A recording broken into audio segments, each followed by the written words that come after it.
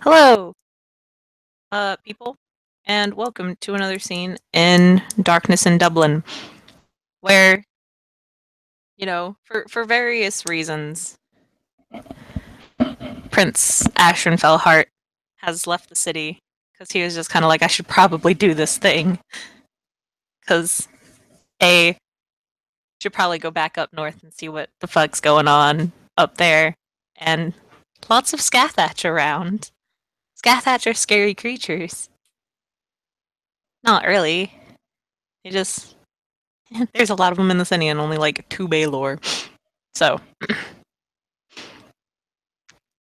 Ashran has no doubt been at the very grandiose palace of his father for several days now. Of course, he has probably missed all the wonderful atrocities that don't really happen in the kingdom of Leinster. Boggin bowling. We enjoy our boggin bowling. Indeed. Lots of boggin bowling and things of that nature. It's not very pleasant. The screams of the tormented and tortured echo through the halls on a good day. On a bad day, everyone is tired, and thus the screams aren't as loud and barely audible.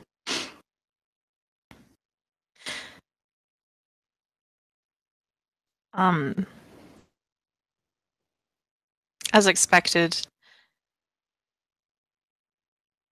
it's been tense at the house, considering everything that he has heard come from, the what is it? The Eastern Kingdom. And so here we find ourselves at a dinner table laden with various different kinds of food. And the only two seated at this table is King Dariath Fellheart and his son, Prince Ashran Fellheart. And we shall begin there, because nothing can go wrong. Ashran will have placed just enough food on the plate to show that he trusts the food is not poisoned. I will have eaten nearly none of it.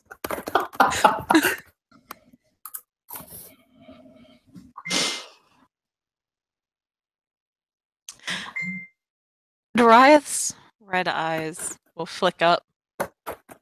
He's very casually leaning back in his throne, because this bitch had his throne brought to the table. He just had to, because he extra. And he'll kind of... Sorry, Kim, I just have to point out something. Sam, if you ever hang with these changelings, something drastically wrong has happened. I am aware. Oh no, sorry. If he wants to be here, that's fine. Maybe I'll get to actually kill one of your players for a change. No. Because I assure you, he would not be leaving alive. Yeah. I am going to see if anyone else wants a game, and if it's changelings, maybe Kim can come in after and supervise or something. No worries, dude. As I said, this is just a plot scene. Myself and Kim had to get out of the way for a very long time, so talk to you later. I hope you're feeling better, by the way. Oh, thank you. Sorry, continue.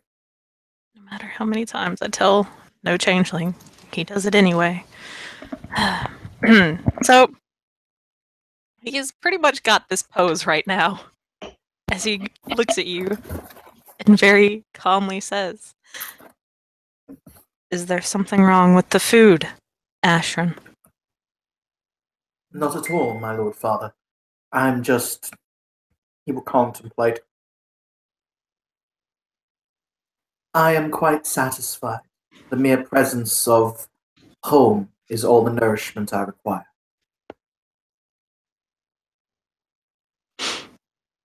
I see.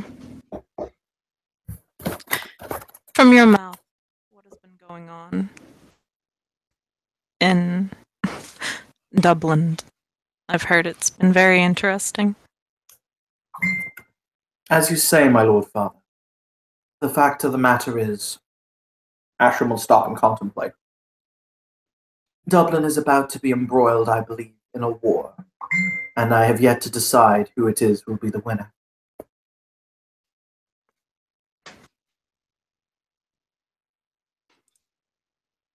Oh, really? And a war between who? A Tharlane by the name of Keldanoth, I'm led to understand, has become quite powerful and impertinent. He may rise to question and to, he contemplates, challenge the reign of the current Duke. By the way, what the Duke is a Gwydion? Fiona. He may come to question the rule of Duke Fiona.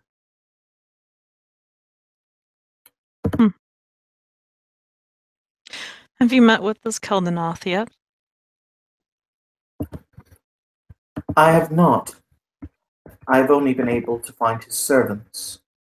I had intended to drag his servants before you here. However, the Duke proved less than salubrious to the releasing of my prisoner to me. Yes. He sent me those letters.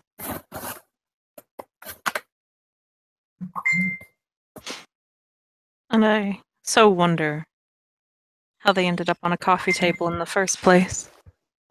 I am led to understand it was the mistake of a now deceased troll who had been briefly in my service, a former member of House Scathach, Father. You cannot exactly call them intelligent or witty beings.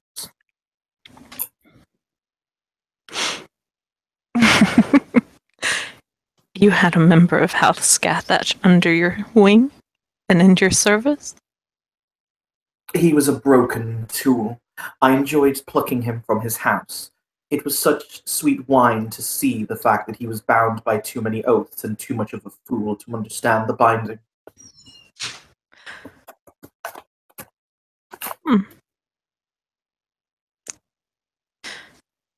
Well, it is good to see you were not as stupid as your dead siblings. You are an excellent teacher, Father. I know I am.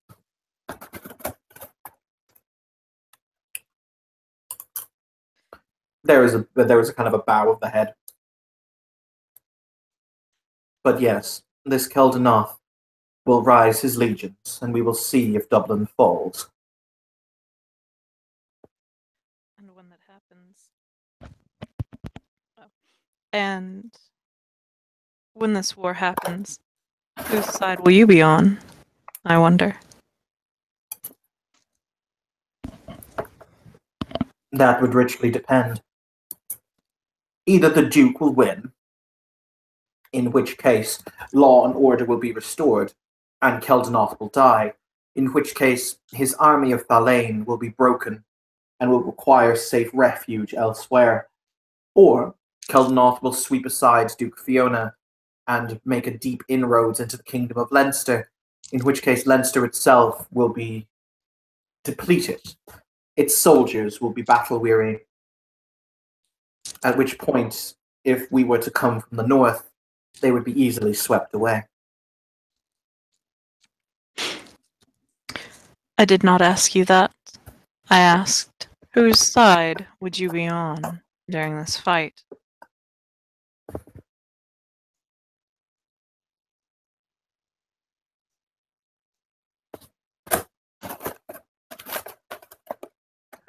Out of character, Evan is thinking of a suitable answer to that question.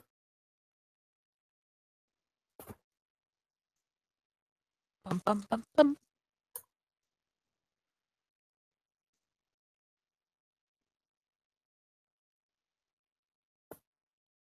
There is only one correct side, Father, of course.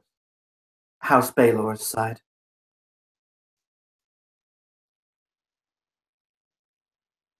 As to who I would fight for, in the event a fight was to become inevitable, that is a different question. I would think, and he would contemplate. Time being, seems as though he could use help in the propping up of his regime. I would offer him my help, and if he would accept it, then so be it. I will aid him, and when Keldanoth's army is shattered and broken, it may well turn to our advantage.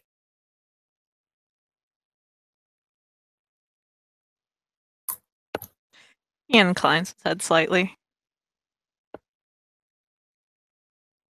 Yeah, because this bitch would totally do it. Hey, Evan. Mm-hmm. There is a Yes? there is a dart coming right for Ashen's face. If you As wanna in a dart you throw? Yes, a throwing dart. Huh. Of course, not like you'd find on like a dartboard. It's much more sleek and, silvery and shit. Oh dear.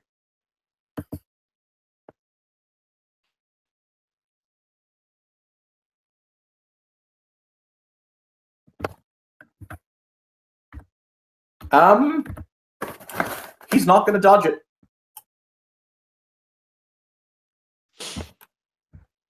Okay. He's gonna let it strike him. Okay. As you watch it come ever closer and ever closer, it just barely catches the side of your face. Of course, cutting a couple strands of hair and creating a small mark on the side of his head. A small bloody mark. I mean, you didn't dodge it.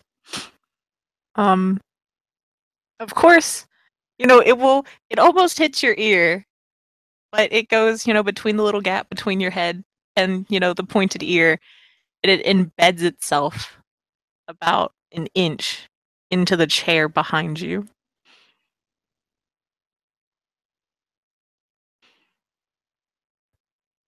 He will kind of wait to see if his father wishes to say anything.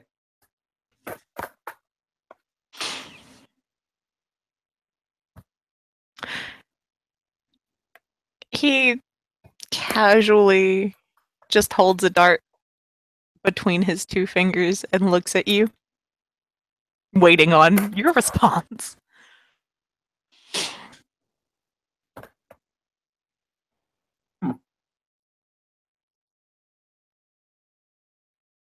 Ashton would say, I have no doubt that if I had dodged, I would be chastised for moving from your royal pleasure. However, if I had stayed, even though I chose to keep my head where it was, I could be chastised for being foolish enough to not get myself out of the way. A rather interesting impossibility you placed me in, Father.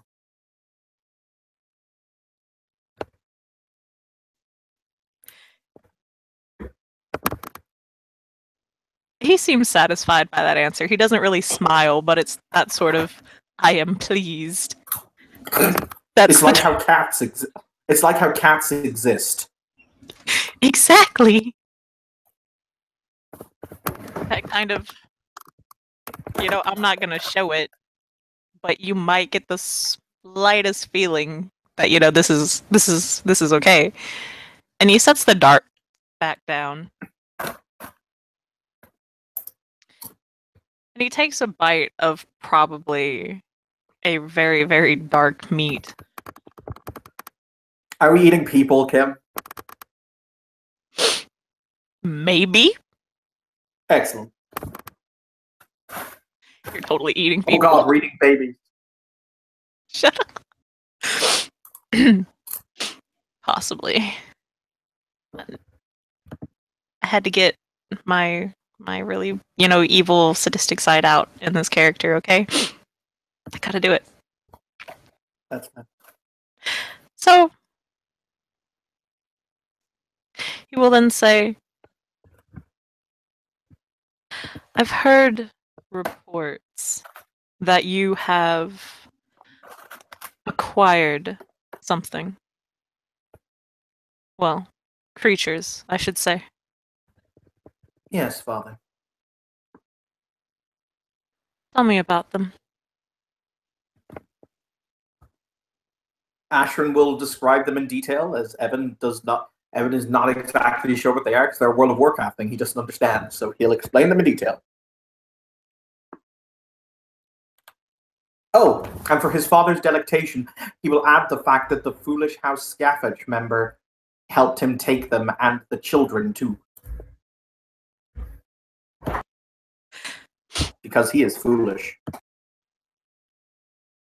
For the first time in a while, you'll see him actually slightly, ever so slightly, crack a smile. It's not really a smile, it's more like one corner is slightly upturned.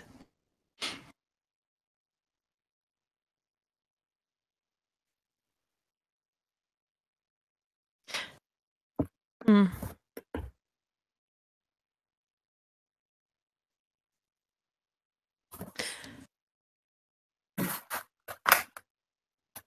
It seems he's thinking of something right now. I'm just going to enjoy my delicious baby.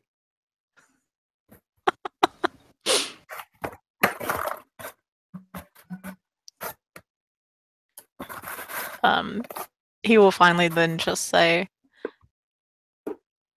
I have read your reports,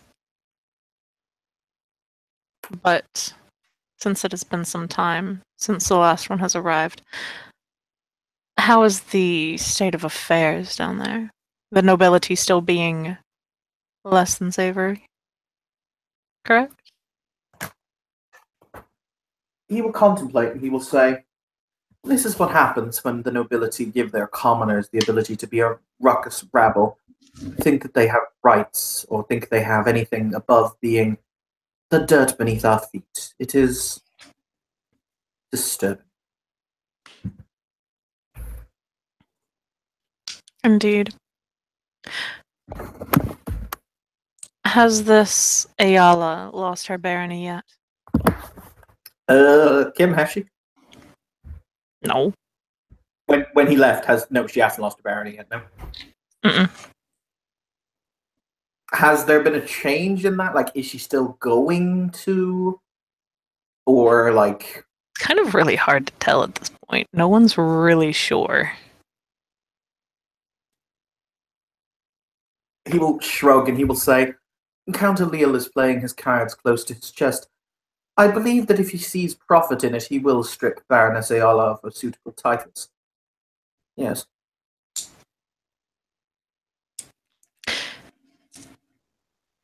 Mm-hmm. If I remember correctly, you offered this Baroness a position in House Baylor, correct? I offered her vassalage so that she could keep her title and be, frankly, she was about to be cast out on the street as little more than a commoner. I believe that also House Baylor could have used the foothold in the south. However, she refused me. And you did not force her hand. He will contemplate, and he will say, she has yet to figure what the depths of despair truly is. When it is that her world comes crashing around her as ashes and dust, she will remember the offer. And you wish for her to come groveling at your feet? It would please me.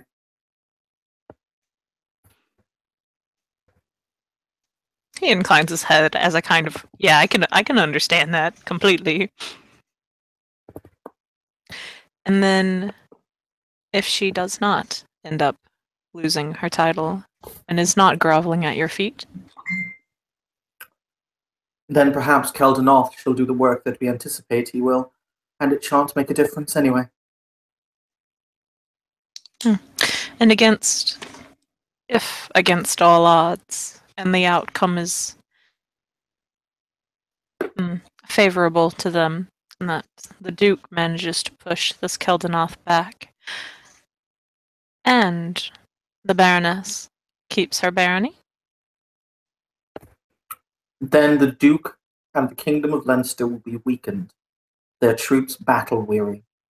They will be bloodied, rent, and torn, They will be easy prey.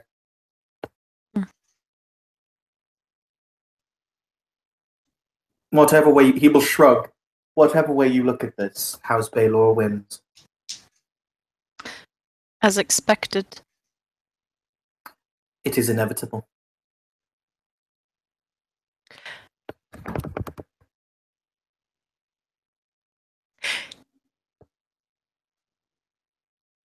He will look at Ashrin, just kind of say, I always had such high hopes for you.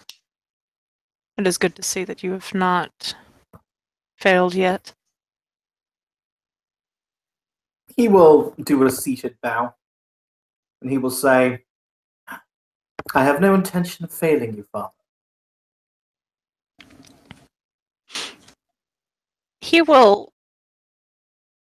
look out the window, and outside of this window is a graveyard. It's actually the graveyard of pretty much the Felhart family and all of the dead children. You know, when they did not live up to their father's expectations. Eek. And so he will, look at the graves of his children, and then look back to Ashrin and say, "Good.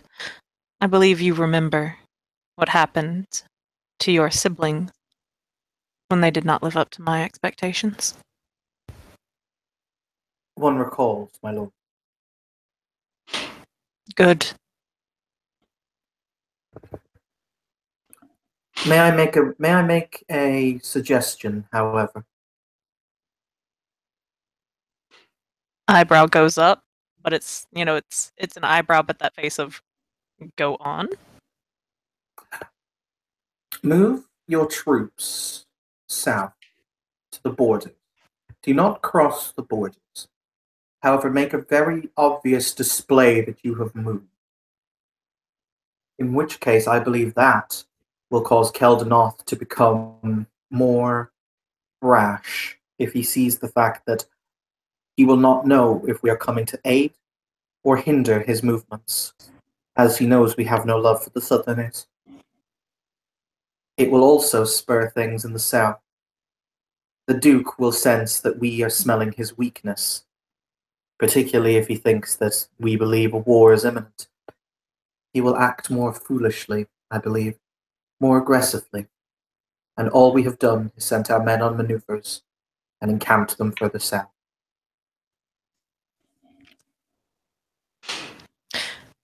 And what if, by movement of my troops, that Keldanoth is scared off, and this war never happens? From what I'm led to understand to a man, he is egotistical. He believes in himself utterly and thoroughly.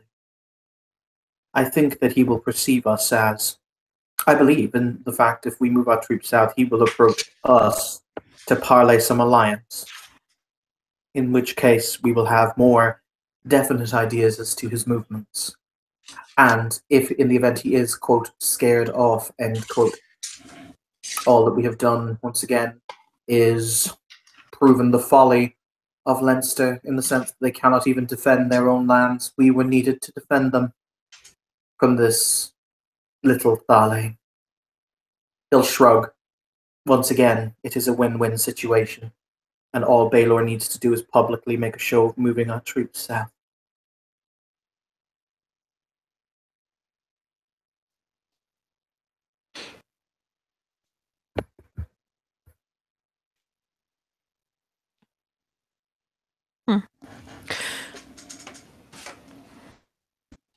He leans forward and intertwines his fingers as he rests his Is he chin. doing the finger print of evil contemplation? No, it's not. It's not. Yes. Yes, it is. That's At this time, a person will come in.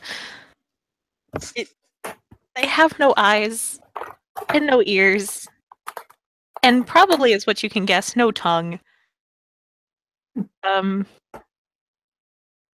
They are very scantily clad, and she will come in with a pitcher of wine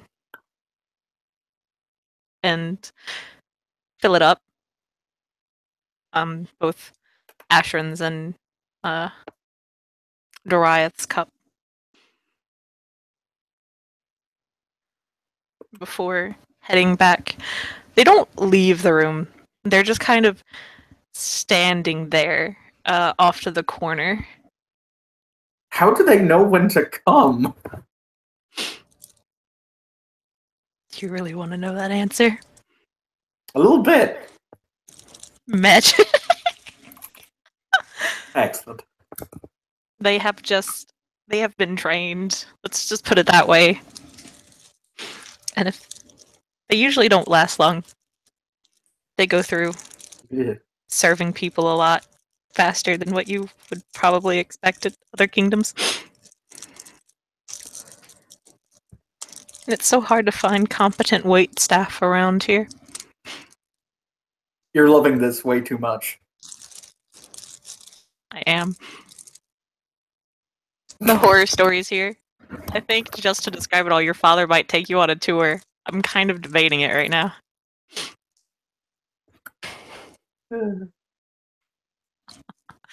Like, you were the one who was just kind of like, I want this most evil bastard as my father. And I was like, okay, coming up. That's kind of fair. Kind of really fair. He will finish stapling his fingers and begin drumming his nails across the wooden table.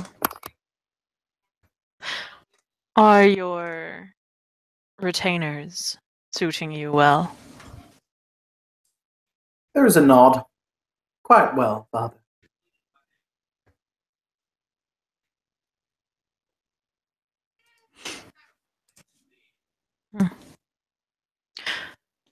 And how goes your duchy? From what I'm led to understand, all is well. I would have assumed I would have heard if things were not well. Yeah, there was a small commoner riot, but it was squashed pretty quickly, and their bodies are still hanging from the battlements.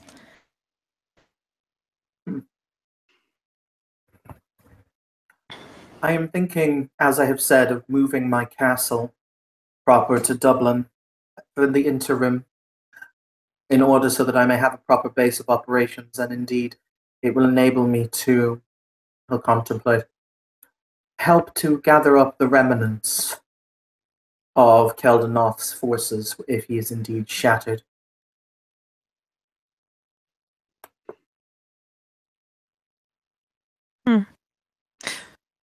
And where would this be located? We have already located a suitable location, a newly created nightmare realm that we intend to expand. I'm going to assume this castle is in the nightmare realm, by the way. Oh, fucking hell yeah. Yes.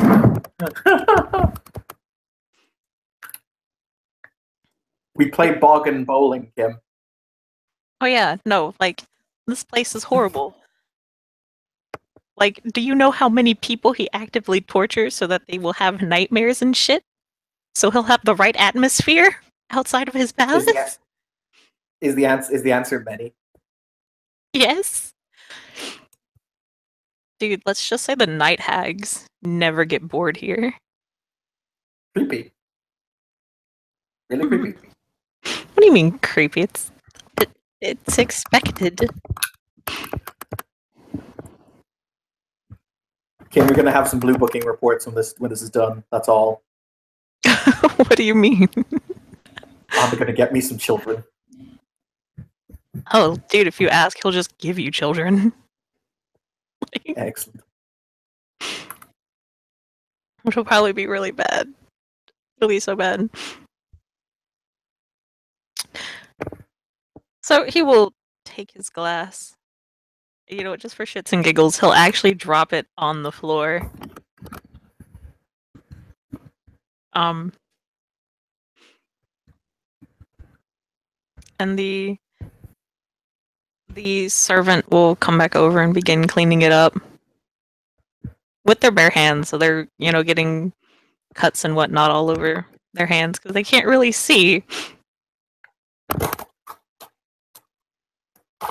And he's just watching with amusement. And occasionally his eyes will flick up and just kind of see Ashrin's reaction to this because he wants to see if you're going soft or not. Ashrin is suitably amused. As a matter of fact, Ashrin will very calmly take his own goblet and smash it and drop it on the floor.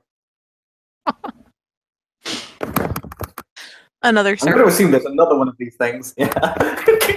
Yeah. Because of, there's only 2 in the room. There's only, 2 because it's 1 per person. But the other one will walk up and begin trying to clean it as well. I was going to say, are these humans or are they Cathane? They are actually Canane. Oh, those poor bastards.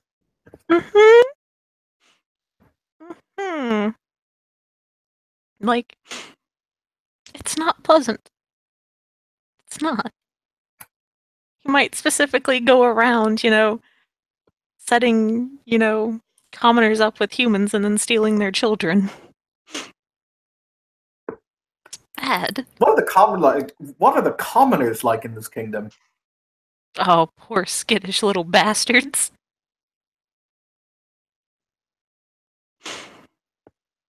Kim? Yes. When I'm done with dinner, I'm going to go take a ride down to the market. Oh, no. Okay. That's fine. We can do this. It'll be great.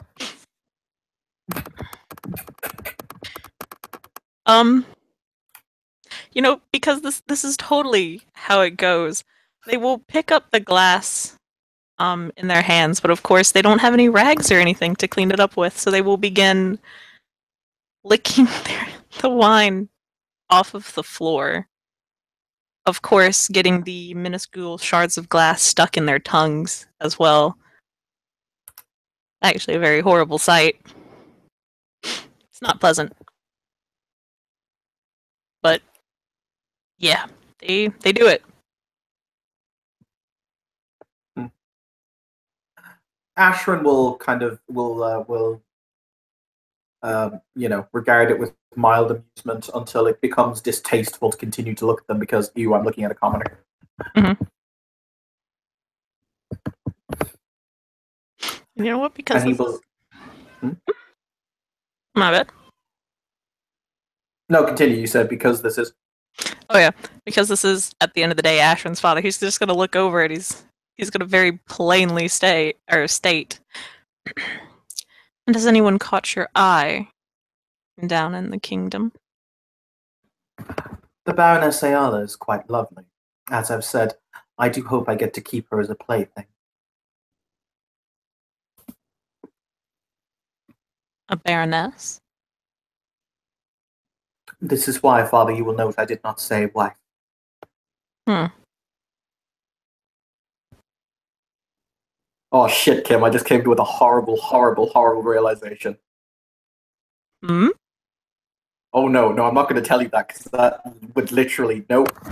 Moving on. Nope, tell me. Evan, tell me. You gotta do. God damn it. Technically speaking, I'm a royal child, which means it's up to him to decide my marriage and make the arrangements. Mm-hmm. Oh Christ, no. Mm-hmm. Oh Christ, no.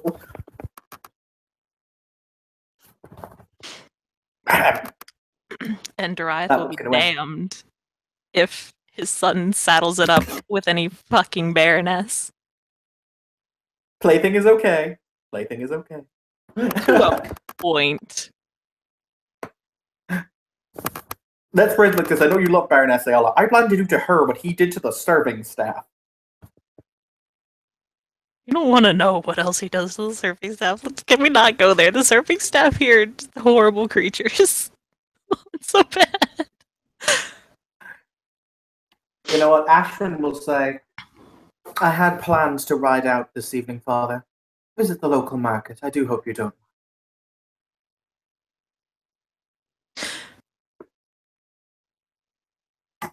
he looks at your plate, and then he looks at you.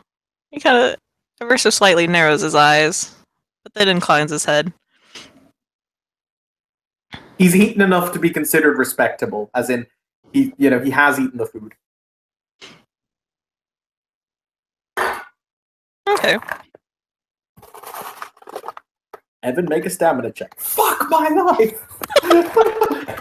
No. Unlike Gravedigger, Goliath does That not was so poison funny. his food, or does not poison the food of his children. He just outrightly murders them. Kim, be honest. How horrible would it be to get into a fight with this personage? Dude, I mean, it's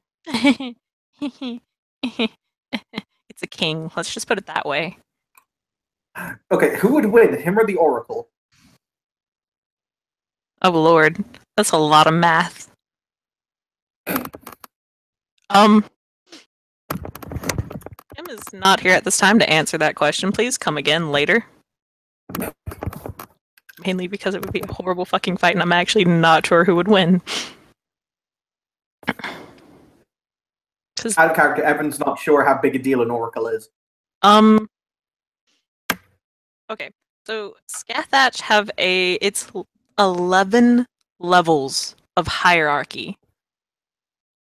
An Holy crap. Oracle is the 10th. And the 11th is the Lord of the House, right? The 11th is the ones who keep the oracles in check. Huh. I believe they call them the Malik.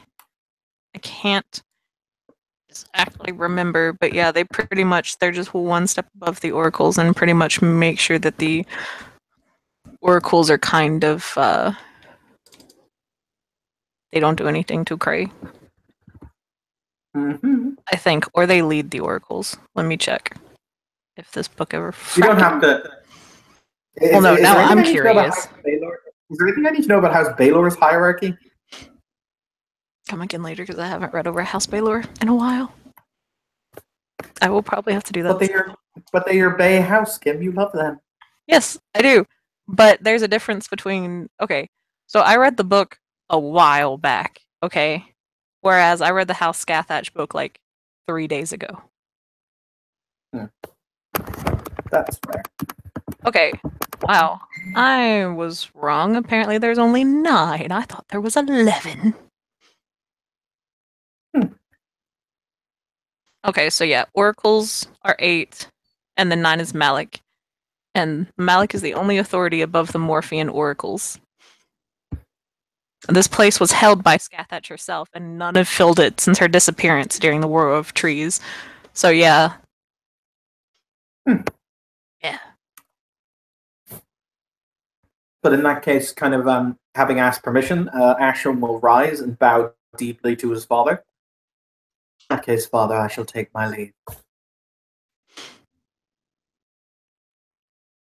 He picks up another dart and just twirls it between his fingers before nodding and says, "Your mount is still in the stables." Much obliged, father. There was one thing, father. Out of character, Kim, what do you because this is go. Now go on. This is a terrifying question. Kim, what do unseelie Baylor knockers look like?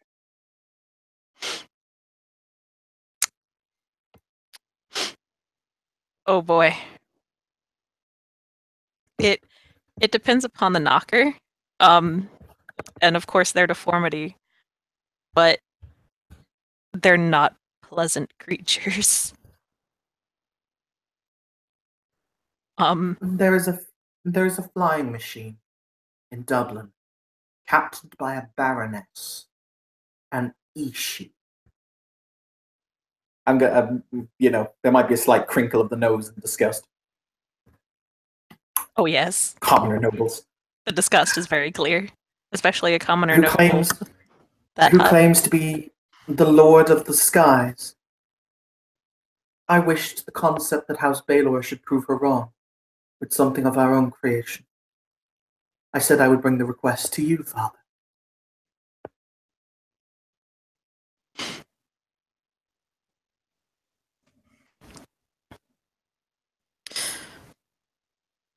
He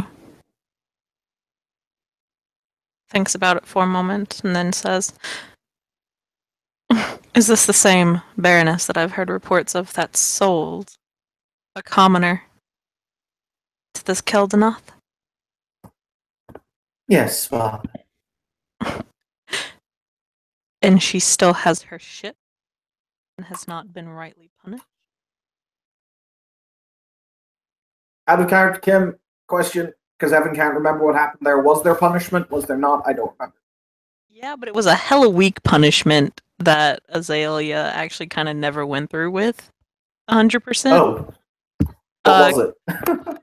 Basically, the punishment was for Azalea to pretty much become the bodyguard of Ringa for like a month and a half. And well, of course, Okay. you know the trouble that Ringa's already gotten herself into during that, month and a half. Mm-hmm. No, Father. No suitable punishment was given. I wish to show this Ishu what it is to be the true master of the skies, and no doubt the hell forges and the boggins, no doubt the hell forges and the knockers here in the north could more than likely put her ship to shame. We will crush their dreams, the dreams that are given to them via this ship, the dreams of freedom and the dreams of careless days spent upon seas, being the carefree pirates of yore, with what it is to be a real pirate in the crushing storm of the world. Replace their dreams with nightmares. If you give me leave, of course.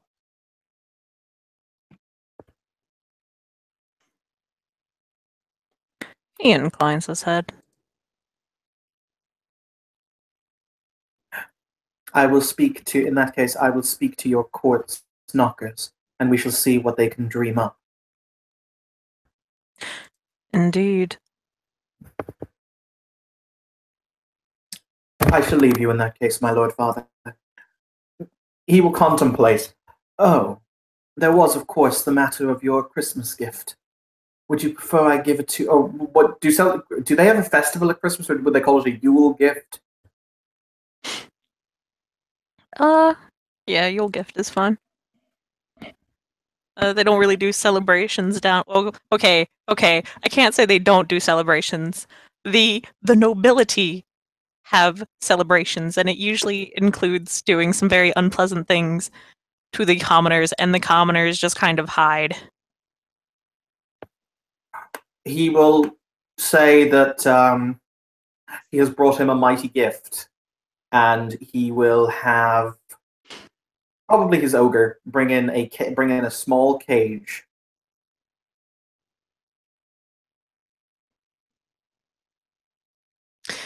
He'll just wave his hand dismissively and says, "Have it delivered to my chambers. There is something that I must do this evening." As you wish, my lord father. Out of character, Kim, he's giving him one of the kittens. Oh no. Oh no. Okay. Yeah, so from the little cage is this horrible and very depressed sounding. It's so sad. But it's pretty much the mewling of the kitten.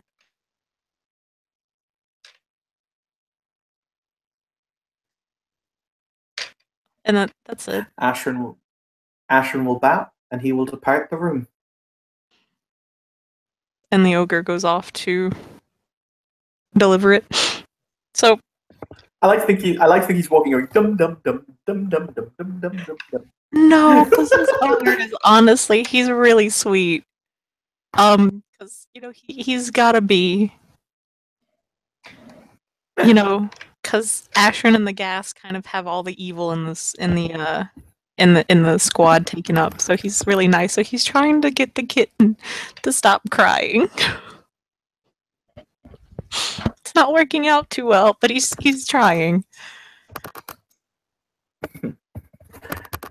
So, Ashrin is going to, dressed in his full regal Baelor regalia with his crown on, or his ducal crown on his head. He'll proceed to kind of go through the freehold. He's looking for knockers. Okay. At the end of the day, they're useful, but they're knockers. And that is still a commoner. Yeah. So they are located in the basement. Well, in the forge room. Yeah. There's a lot of basements in this place. A lot of them aren't pleasant, but they're in the, they're in like one section of the basement which has decent ventilation, but not really enough that if you spend a lot of time down there that you'll be, okay. If you're down there for short periods of time, it's okay. But, if you're like the knockers and you have to spend like all your time down there, it's not pleasant. There is one knocker that has some title and is a part of House Baelor, and he rules over the other knockers with an Is he like iron a fist. squire?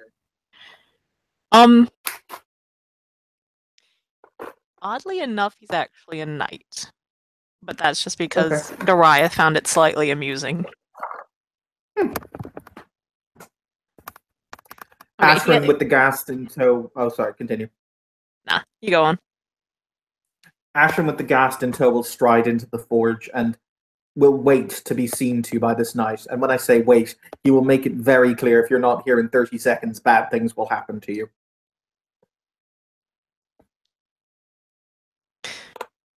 The knight will walk up. This is a twisted creature. Its skin is charred and blackened. It looks like it just got out of, the furnace itself. Its hair is still a shock of white, sticking up. Straight up. Well, not really straight up, but just kind of, like whoosh. And his eyes are, oddly enough, green. You can probably guess that the House Baelor flaw is his skin itself. That horrible crackling thing. And he'll just kind of look at you and bow. My prince, is there something that I can do to help you? What's his name? Fuck. My one weakness. Names. Just do something really simple like Sir Dark Flame or something like that. Dark Flame. Sure. Yeah. Is it Dark Flame? Yeah. Sir Dark Flame, I need you to answer a question for me. And this question is, my prince? He will look down very coldly and he will say, are your knockers the best at their craft that can be found on the island of Air? Yes, my prince, they are. My father has given me leave. Have you heard of an airship, a contraption piloted by one Baroness Bloodwater?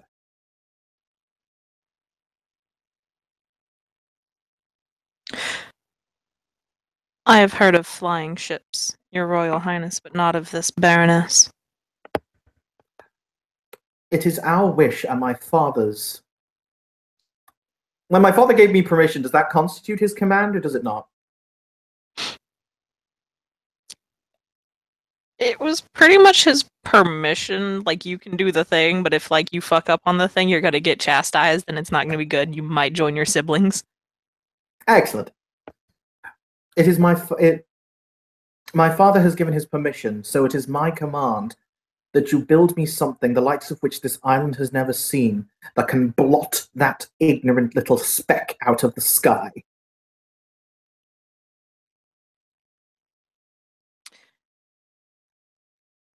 As your wish, it be my command.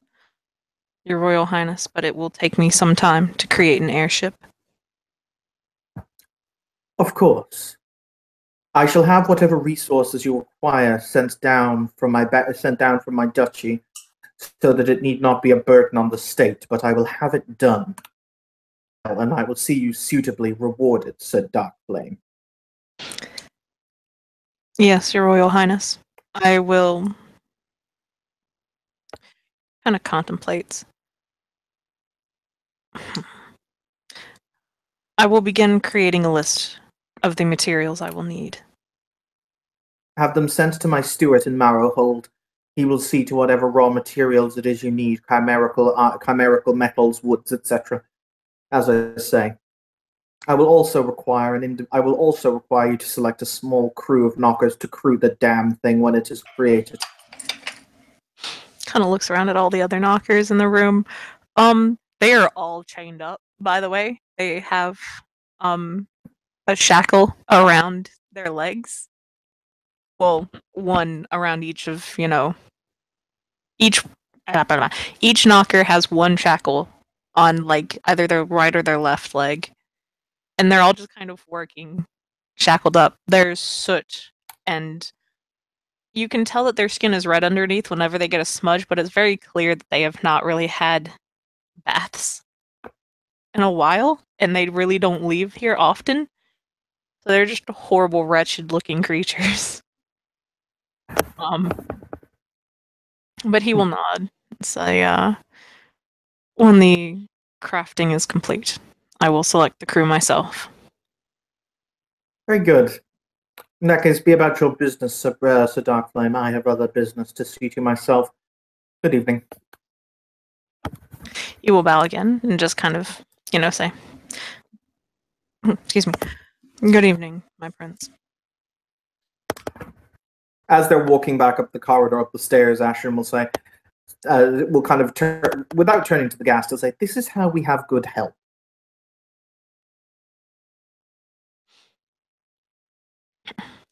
Ah, yes. Instead of free will and, well, dreaming, you have shackles and nightmares. How beautiful. I sense cynicism in that statement. Ever so slightly, Your Royal Highness. Ashram will kind of, just shrug it off and be like, well, blah. I take it that in a Baelor kingdom, like Thalain are quite happily walking around the royal freehold as much as Kithain are. Oh hell yeah. Of course you don't see too many here in the basement. Because the lane. I'm saying when we get back upstairs. Yeah. You see a good bit. There's a couple separate halls. Much like the Count's Palace, there is also a room dedicated to debauchery. Of course, here it's a lot more brutal, and body parts are oftentimes just kind of cut off.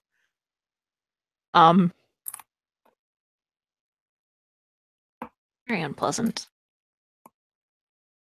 Real question, Kim. Whatever happened to my character's mother? Oh, she's still around. Excellent. We'll avoid her like the plague. Oh, you think? Oh crap! Don't do it. I'm doing it. Oh dear.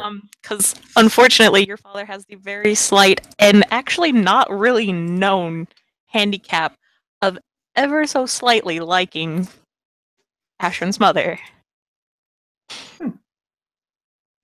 Just slightly, though.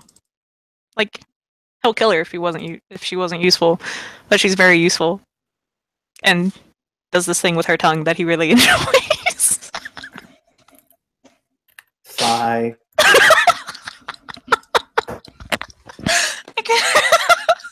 I couldn't help myself, okay? I had to get that little quip in there. It's okay, Kim. I forgive you. So yeah, she didn't go to the dinner because she was just kind of like, I don't really care about my son that much. Well, nah, she was probably busy doing something else, probably dealing with the other Thalain in the city. I was going to say, Servitol are very, very, very, very, very possessive. She would probably care a great deal about, because she perceives him as her property, if that makes sense. Which is why she was out on an errand dealing with the other Severtol and missed the dinner. So as you head out to the stables, her and her entourage are actually returning. That is a freakishly good picture. Thank you. One day, whenever I actually get to play Changeling, and I play as she for the first time in my life, that's going to be the face claim. And this is going to be a horrible-ass character. Is it going to be a Baylor Kim? Oh, you fucking know it. Dang right, motherfucker! Right? I mean, you could play Changeling in L1.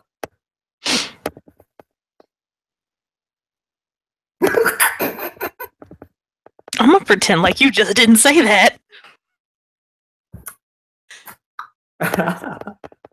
Like, look. Okay, look. I don't know. I've heard stuff. I've just heard things. Actually, weird question. Are my father and mother married?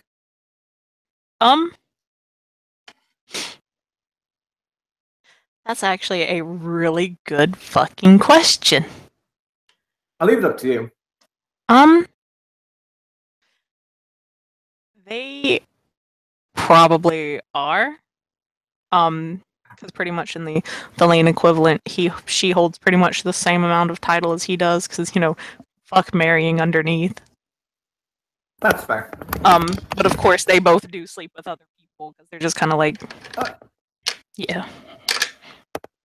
No, it's fine, because basically I was wondering, because, of course, if she was married to him, she would be queen, etc., if that makes sense, you know? She is Queen Felhart. Ooh, what's her first name, Kim? Because I didn't name her.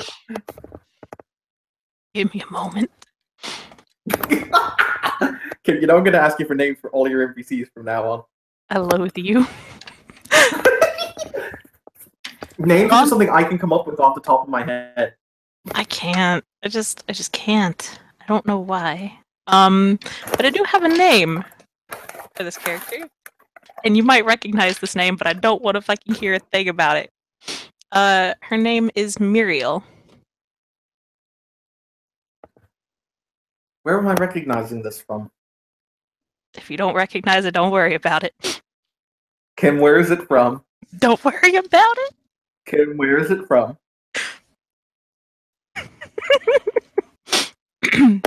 Muriel, Sabathiel? Where do I know that from? The former sister superior of Adeptus Sororitas? Or Sororitas? Oh god, yes. Who Yep, there we go. Who went to Slanesh? Yep. Mm-hmm. Yep. Uh-huh. Mm-hmm. Uh-huh. Yep. There we go. Yep. Did both of us just somehow manage to yep that off? Because that just seems like something we just did. Like, yep. Mm-hmm. Yep. Nope, that was a thing. Mm-hmm. That's her name. That's fun. Because, you know, I kind of binge watch a lot of Warhammer today, so it's fine. We need to play that game again. We do. Dark Heresy was amazing. I miss my arch militant. Rogue Trader. That was it. I get the two mixed up a lot. It's fair. But Ashran will stop and how many? Okay, weird question, but Evan's weird like that. How many escort riders does my mother ride with? There are two others. Okay. He will stop and he will bow deeply when his mother, rides up. She will hop off of her horse, which was pretty much just like this. It was a shadow creature with flaming red eyes and kind of like a very wispy kind of body. And she will walk up to him. It's not really a loving, grasp, but it is softer than, one might expect, and she'll just kind of grab his chin, because I'm assuming he's like a couple inches taller than her, and just kind of grab his chin and tilt his head down and tilt it all over the place so she can look him over. Mm-hmm. And then she'll release him and just kind of incline her head. And that's sort of, okay, not too bad. I hope that your meeting went well, Mother. As well as it could have gone. How was dinner with your father? Pleasant. As can be expected. She'll take a handkerchief out of her pocket and she'll wipe off, the bloody cut. Because that's still there. And she can't wipe it off, but she'll wipe some of the dried blood off. Mm-hmm. And say, I see. Well, at least it went better than how dinner went with your sister some years ago. Yes, through the throat, I heard. Indeed. She was a disappointment. Mother, I was contemplating. You keep your ear very much to the ground and obviously are the highest of the high. Do you know an individual by the name of Keldanon? I do, indeed. He is my brother. Ah. How do we rate him?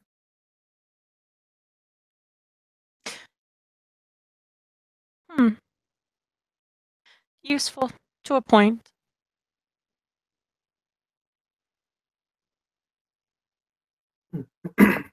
Were you aware of the movements that he has been performing in Dublin? I am indeed. Do you have an opinion on their outcome? If he succeeds, then he succeeds. If he doesn't, then he is as much the failure as I expected of him. There is a nod. I understand. Perhaps I shall send him your warmest regards when I return.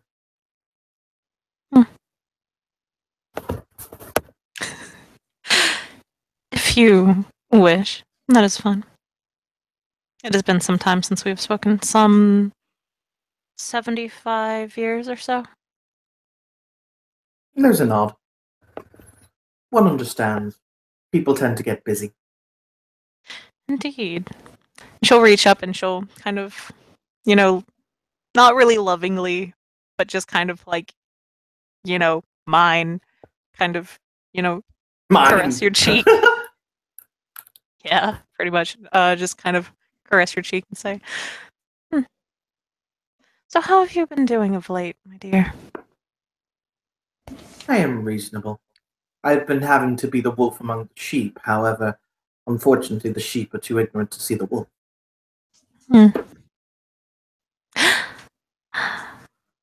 So have there been any significant others in your life so far that you have found in this utterly dreadful city of Dublin? As I've said, I sought to make the Baroness Ayala my plaything. Father deems it acceptable for her to be a plaything and not much else, but then again, other than that, no. Shame. I do expect grandchildren. One understands, Mother. I shall merely wait until a suitable match is selected by yourself and Father.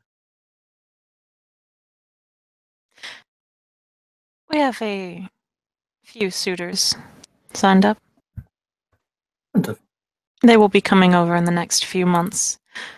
You will be there. As you command, Mother. He will contemplate, and he will say,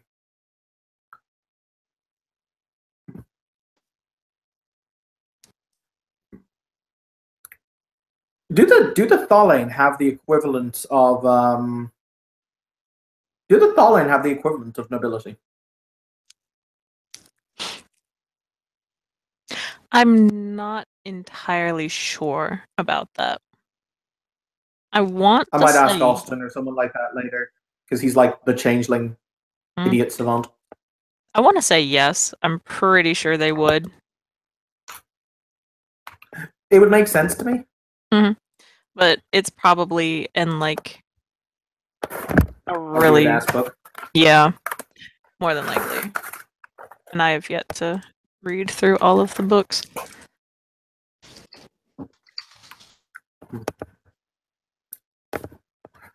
Ashram will say, "It was my intention to ride into the village proper, into the market square, Mother. Is there anything else you require of me?"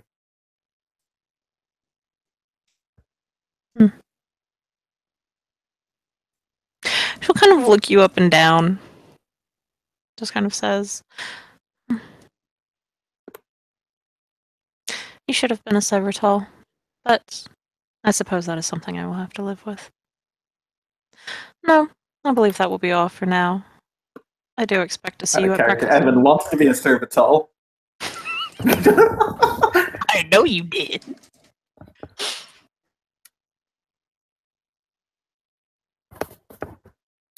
Very weird question. What appearance scores would both of my parents have? Father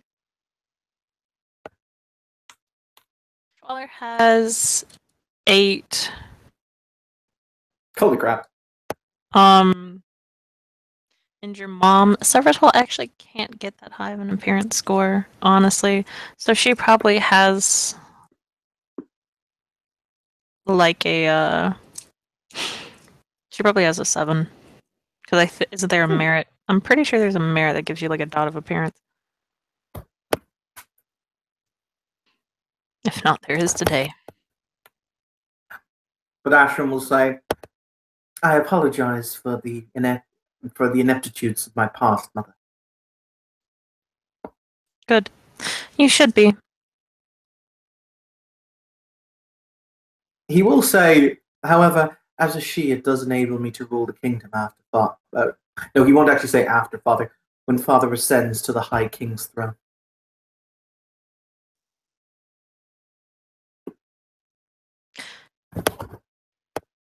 True enough. True enough. Huh. So, what are you about to go do, my dearest son? It has been some time since I've been among the people of the kingdom. I wish to see their smiling faces as their princes return. Oh, indeed. How much they have missed you. I have no doubt. Well, I won't hold you up any longer. It is good to see you again. It is my intention to be here at least until after Yule, so I shall no doubt see you before long when I return. Indeed, you shall, and we will have many conversations. He will bow, kiss her hand probably, and will go to the stables to collect a mount. She will head on her way. The 2 accompanying her were actually Spriggans. What's a Spriggan? Spriggans are pretty much just how Spriggans are the Thelain equivalent of a pixie. Oh, sweet Jesus. So they are horrible creatures. Yeah, no, like, you know how bad pixies can be. Spriggans are worse. Even the most unseelie pixies hate Spriggans and avoid them. They're usually known to keep company with really, really, really, really, really, really, really unseelie redcaps, but those are about the only unseelie Cathane that can actually deal with them. They're lazy and greedy and nasty, and they're only usually motivated by doing horrible, horrible deeds or guarding treasure or stealing treasure. Actually, would it be unusual for her to be in the presence of Spriggan? No. Severtall actually try to keep a couple Spriggans in their service. So it's very common. You know what? He will nod to the Spriggans before he leaves.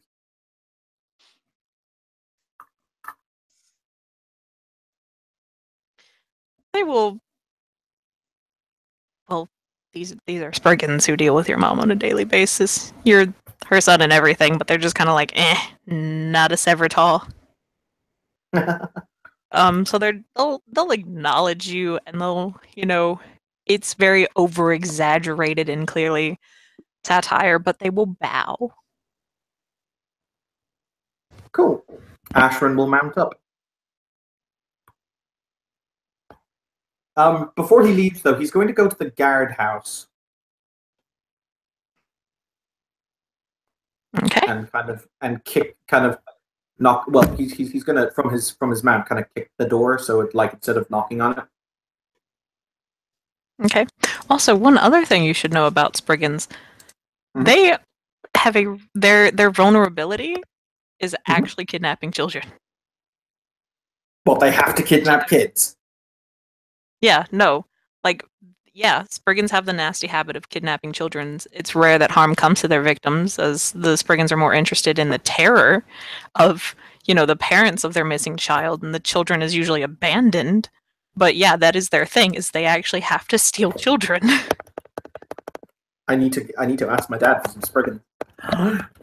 But yeah, he's gonna ride up to the guardhouse. He's gonna kick the door. Gonna kick in the door? No, as in just kick it to instead of knocking at it. The door will open, and there's a troll in there. He will look down.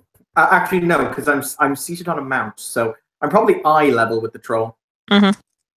Is this hella unseelie looking troll? Oh fuck yeah! I mean, you cannot be Sealy here and survive. Is it a nice troll or is it a commoner troll? It's a knight. Trolls are usually the only ones that can get to knight without having too much side eye, because at the end of the day, trolls are relatively useful.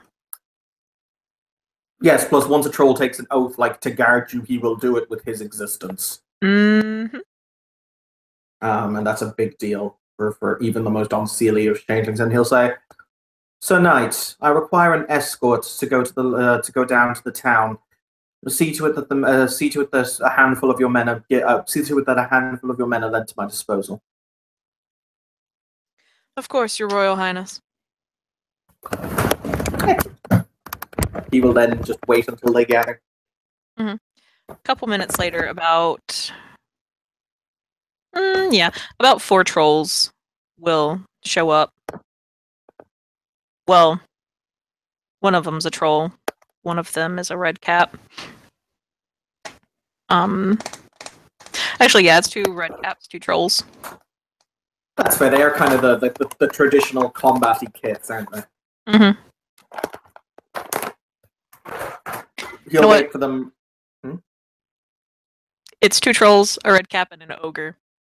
Gotta get that Delane representation in there. Is it my ogre or a different ogre? It's a different ogre. Your ogre is still... Your ogre might end up being killed because he's currently, in your father's chambers playing with the puppy. God dang. You know what? My character's too smart for this. He's going to send the ghast to make sure the ogre doesn't die. The ghast will mutter something about natural selection, and if the ogre was going to die, you should let it die, but it'll go up and get the ogre anyway. Kim, it's the Albert Einstein of the ogre race. Yes. Okay, he does. He has intelligence 3. But that doesn't. So as he waits for the other men to mount up because they're going to ride down to the town. I've got a question. So trolls are big, yeah. So, but I have the opinion that trolls can ride a pretty sturdy horse. So we just got a horse, and then the ogre on some kind of large cow.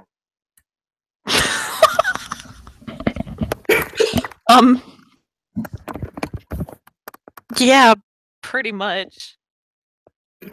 Well, okay, it's not really cow, because at the same time you can ride, this is probably, you can ride some chimerical creature, and there are some hella big chimerical creatures, so it's more like a warhog.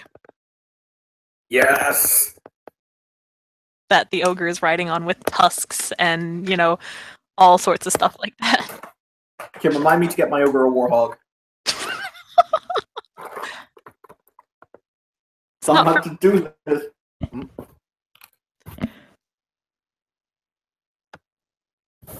But yeah, no, Ashwin's he's gonna ride down to town. He's gonna give his royal standard to one of the trolls to carry. Mm-hmm. They'll carry it with, pride. You can kind of see you can see. You said you were heading to the market, right? Into town to the market. Mhm. You could see people, going about very, very shakily and scaredly going about their day-to-day life at the market. But then, they hear the thunderous, clippity-clop of the horses and, the snorting of of the hog. And, and they see in the distance the banner. And so, like, pretty much everyone who isn't a stall keeper pretty much runs and hides. Like, the commoners have set up buildings. They're pretty much, there's a lot of quote unquote inns here. So pretty much whenever any of the nobility ride into town, everyone suddenly goes into the inns for some drinks. Except for the shopkeepers who, have to stay with their wares and everything and be pleasant. As he reins in his battle cat, wow. He will Ashwin will look at will look to the troll carrying his banner and he'll say, "Where have the commoners skulked off to tonight?" They are probably in the taverns, Your Royal Highness. They don't come to greet their prince.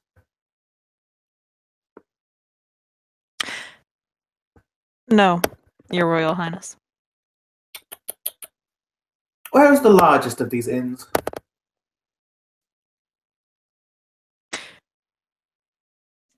A little further down, Your Royal Highness. Show me. As you command. And he'll take the lead and head off. It's about a quarter mile away from the entrance of the market, because this is it's a big market, because it's a big ass kingdom. Mm-hmm.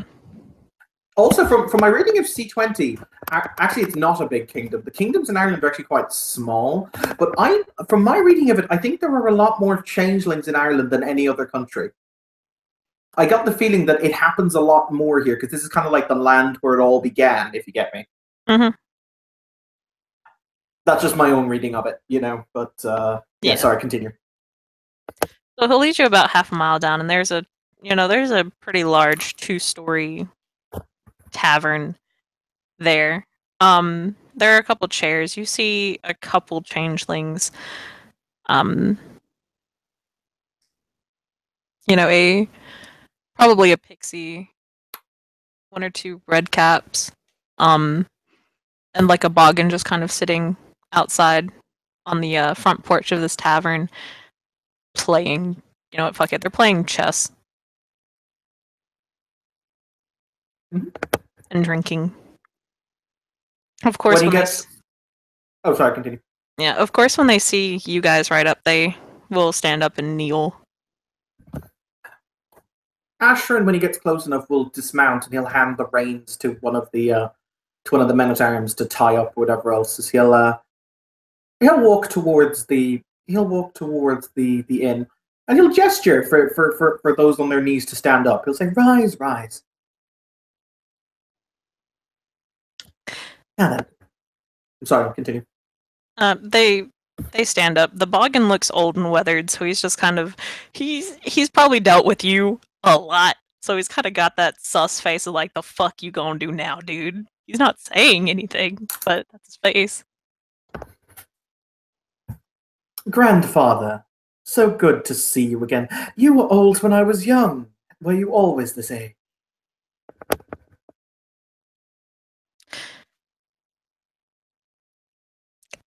He doesn't say anything. He just kind of inclines his head slightly, because he's not gonna speak without being told he can. Ashrin will very casually, but rather quietly, push open the door to the bar.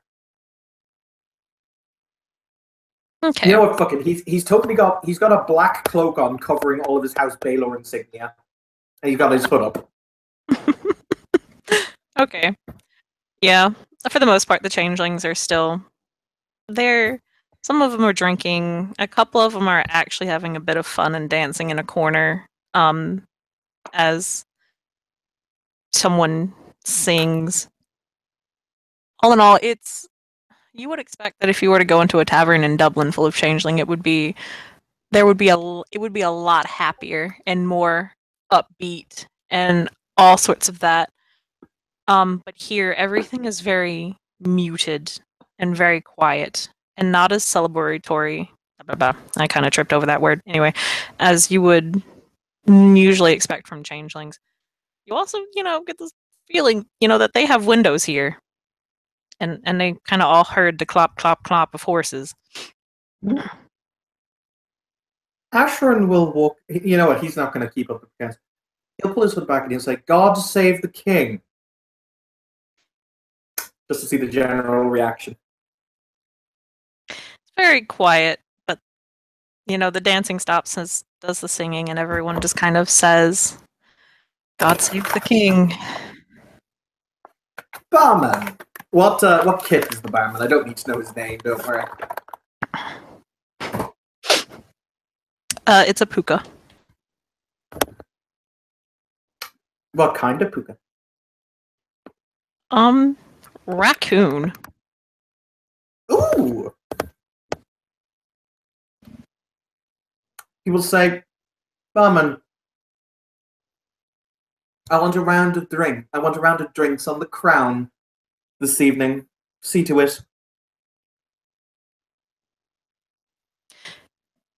He nods his head and goes to serve in the drinks, knowing that he doesn't have the balls to actually put that tab on the Crown, so he's never going to get fucking paid for this, but he does it anyway. Because on the Crown pretty much means you're giving it to me. Kind of does. But, he will begin passing out all the drinks to everyone, and they're kind of, a couple of them do kind of raise their glasses up to you in a thanks. It's usually the younger changelings who haven't been here for too long, who don't really know the current changeling state of affairs, like recently chrysalis people. The rest of them are just kind of quietly, they're taking sips of it, but it's not that sort of Mary just kind of gobbling it down.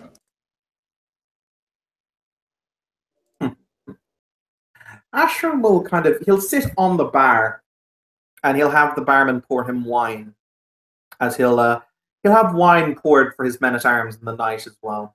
And he'll say, "So now, merry friends, merry dancers and singers, how is it that you are this evening in my good Lord Father's realm?"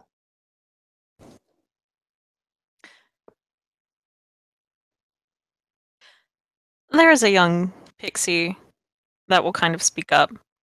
Her hair is flaming red and curly, but her eyes are a brilliant blue. She'll just It's not Cece, is it? You never know with pixies, dude. If you can tell me the secret to tell one pixie from another, I will give you props. Fair.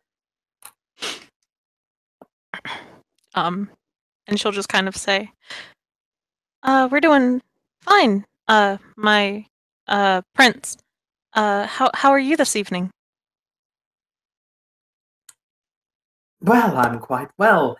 I merely came here for a drink and to enjoy myself among my people." He will contemplate. "I hope that you're all hale and happy. The seasons go well. The taxes are paid. The glamour flows, and all have enough." There is a couple disquieted grunts from, a few tables. You can't really pick out the person because they're all just kind of packed together, but, a couple people are just kind of like, And the pixie will quickly nod her head. She's very shaky and skittish, as you can tell. And she's just kind of like, of course, my Royal Highness, we, of course. Kim, do we tax the shit out of our commoners? You know you tax the shit out of these people. Is that the reason why they don't rise up? Because they legitimately don't have the glamour. Kinda.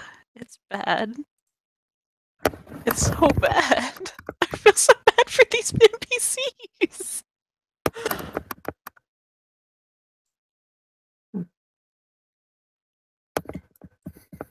Ashford will look down at the pixie and he'll say, "And what is your name?" Oh, I'm Mabel. Sir, Mabel Flutterwing. Mabel Flutterwing. Why is it you speak for the gathered? You are their one voice. But why? I, I just spoke up first. I guess. Your Royal Highness. He will toss Mabel from his own pouch a dross in the form of a coin.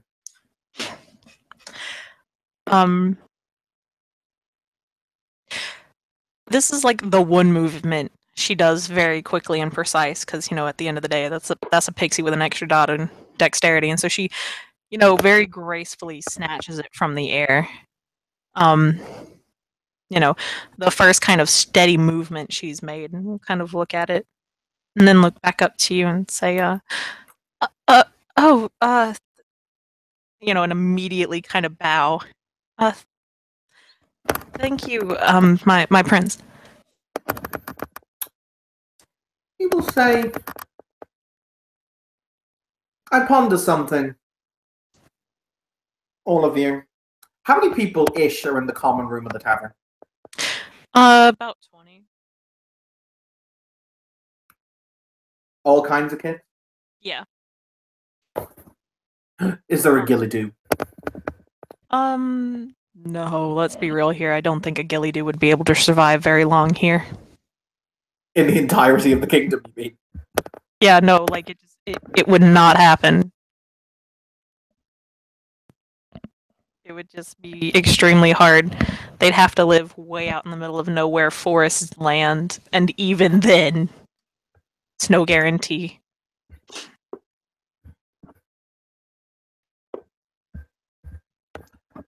Yeah. Poor Gilly-Doo. Poor Gilly-Doo. Gilly-Doo.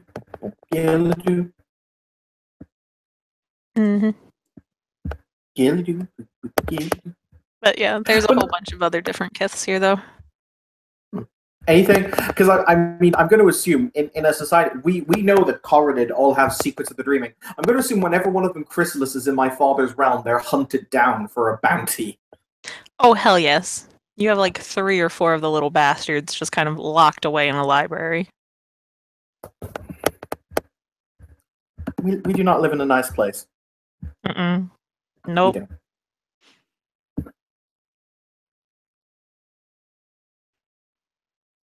The pixie is still kind of bowing, though. She's just like, she hasn't moved yet. And everyone else is just kind of watching the whole situation very, very tensely.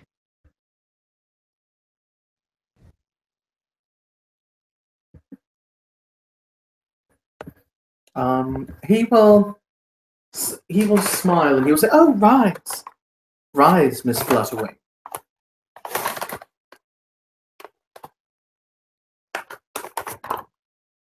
And she will. Please, by all means, do.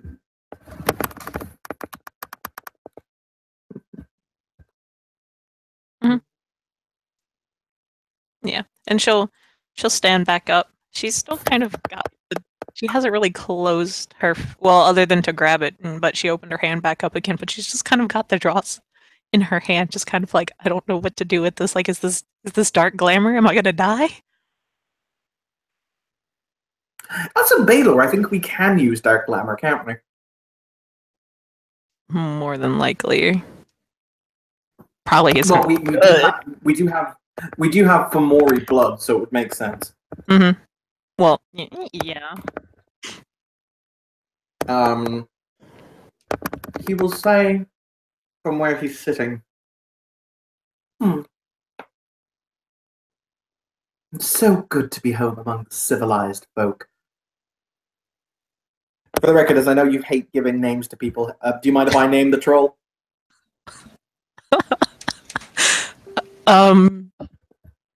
Sure. Let's call him Sir Stonebreaker. Okay. Because, of course, unseelie-ass trolls kind of rule the roost in terms of, yeah, we're commoners, but we're really useful commoners who tend to get knighted, which means we're better than the other commoners. Mm-hmm. As they leave the bar, he'll say, "Is it always like this, Sir Stonebreaker?" When one of the nobility come in, yes, Your Royal Highness. Well, as long as they continue to pay their taxes and don't do anything obsequious, then let them have their little games.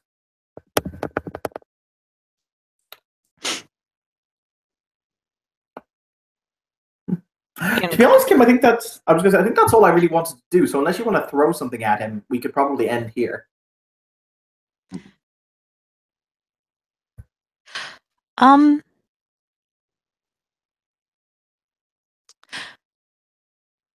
Roll me perk alert. Oh dear.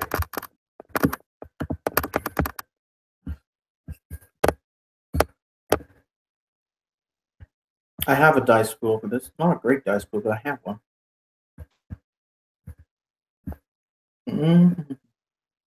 All you need is a success. All I need is a success. Mm-hmm.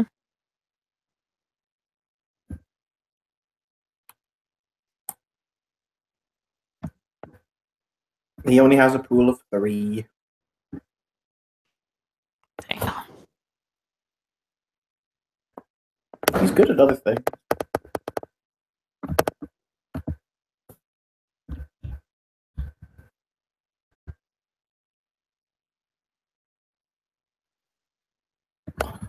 By the way, Kim, it's up to you on if you want the changelings to start feeling the effects of the clock temporal plot shit.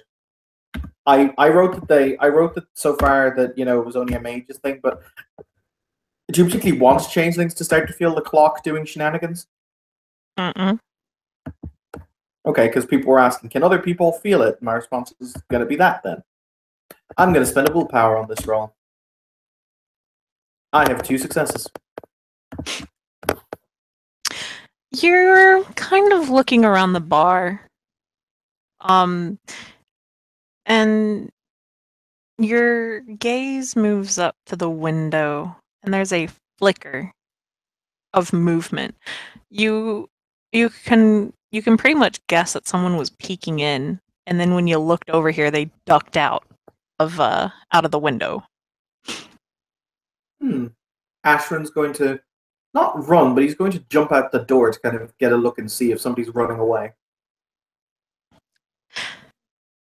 You pretty much see the fluttering of an orange cloth very briefly before it turns around a corner. You know what? He's going to turn to his men and he's going to say, "It would appear as though we have a spy. After the men." And he's going to start leading the chase. I like how he suddenly got the mustache voice. I did! After them! Mustache twirling evil. I can roll like Dex Athletics if you'd like. Yeah, that's gonna be a thing.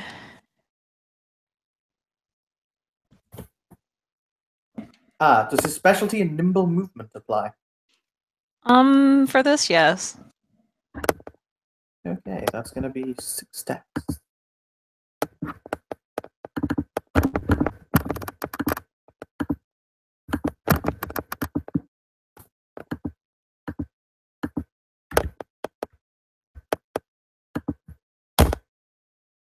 Oh, 5 successes.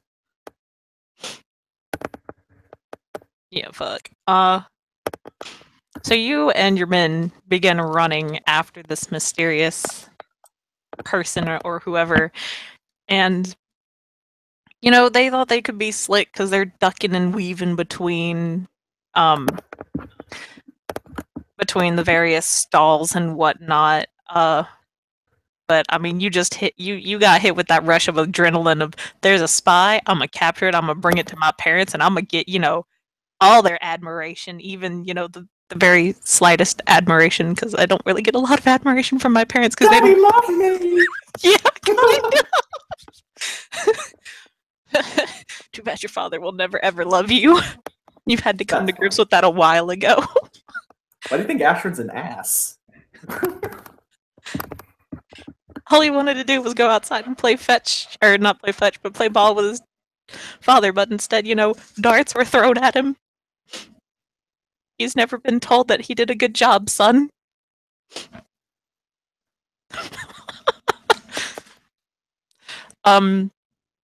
But no, you're jumping and running, and you finally grab this person by their bright orange sweater. Not sweater, but it's a scarf that was kind of hanging behind them.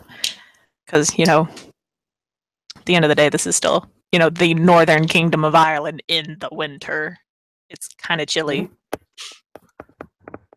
And you grab them. They kind of, it was kind of one of those, they had a jacket on with the hood, and then they wrapped the scarf around it. So you couldn't really tell much. So you just kind of grab their scarf, kind of, pulling them back, because they're not very, heavy.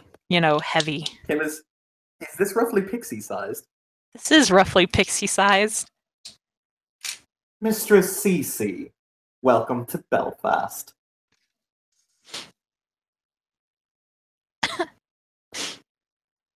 I don't know what you're talking about.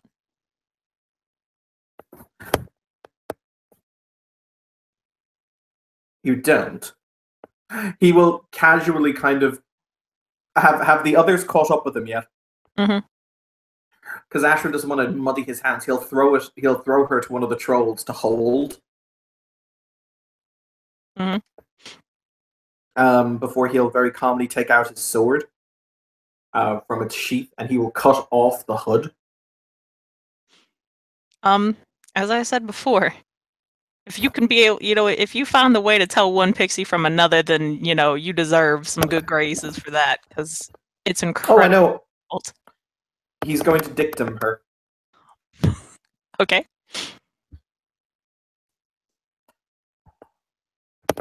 Wow, that sounded filthy when you think about it. I'm going to dictum her. Yeah, dude. Like... Oh dear. Okay, so that's going to be Fey 2 plus... So that's going to be 6 dice. We're in the dreaming, so that'll nuke its difficulty by 1 to make it 7. Nah, it turns out I had gotten it wrong. It's not a -1 just because you're doing it in the dreaming. Really? Okay.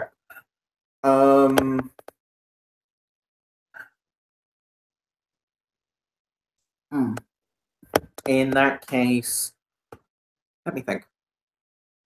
Now, if it was cast in a freehold, it would be a -1, but this ain't a freehold. Yeah, I was going to say if I went back up to the castle, in theory, it would be a... Actually, no. Changeling markets do count as freeholds. They're even a type of freehold in the freehold section. True enough. If you want to run with that, if not, I don't mind. Nah, that's fine. Cool. In that case, I'm trying to think of a good bunk. You know what? He's going to take a piece of paper out of his pocket. He's going to write CC on it, and he's going to smash it into her forehead with his thumb and his forefinger. As his bunk. Okay. That'll be a -1. Hey, it's still a -1. And I'm going to spend the proverbial point of willpower. So it's going to be 66. Okay, that's 5 successes. Okay. He is going... Hang on, I have to clarify how dictum works. Give me just a second. It's literally I can ask them questions, or I can ask them to do something, or I can question them. And yeah. Well, it's they issue a simple directed voice command, and the target must complete the action. Ah, okay. He will. Okay, in that case, the question is going to be very simple. He will say, "Nod your head." If in, he will say, "On." I have to think of the wording for this because I don't really want to do the whole complicated wording malarkey. He will say, "Nod your head if in Dublin you are known by the alias, or you are known via the name and/or nickname CC."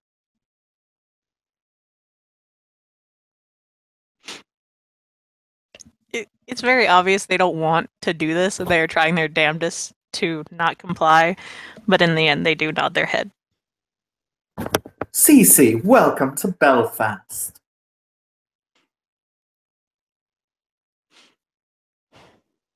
Thanks, it's really lovely here.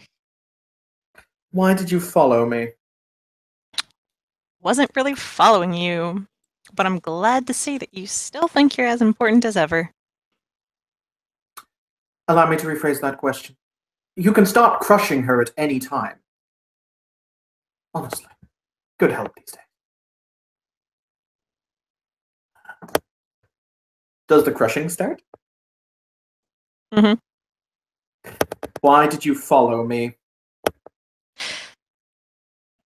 As I said, I wasn't following you.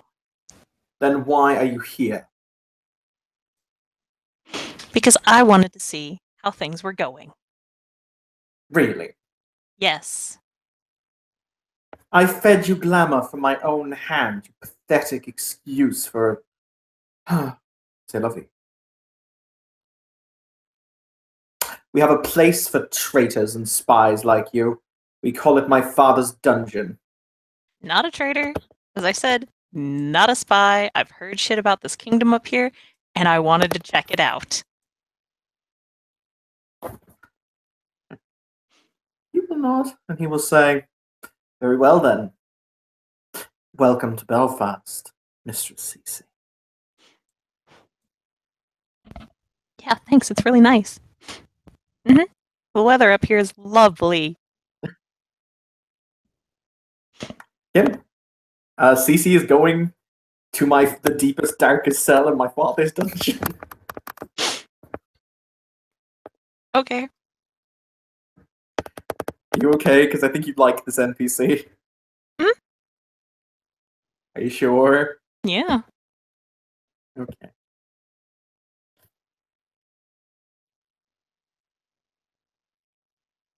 Okay.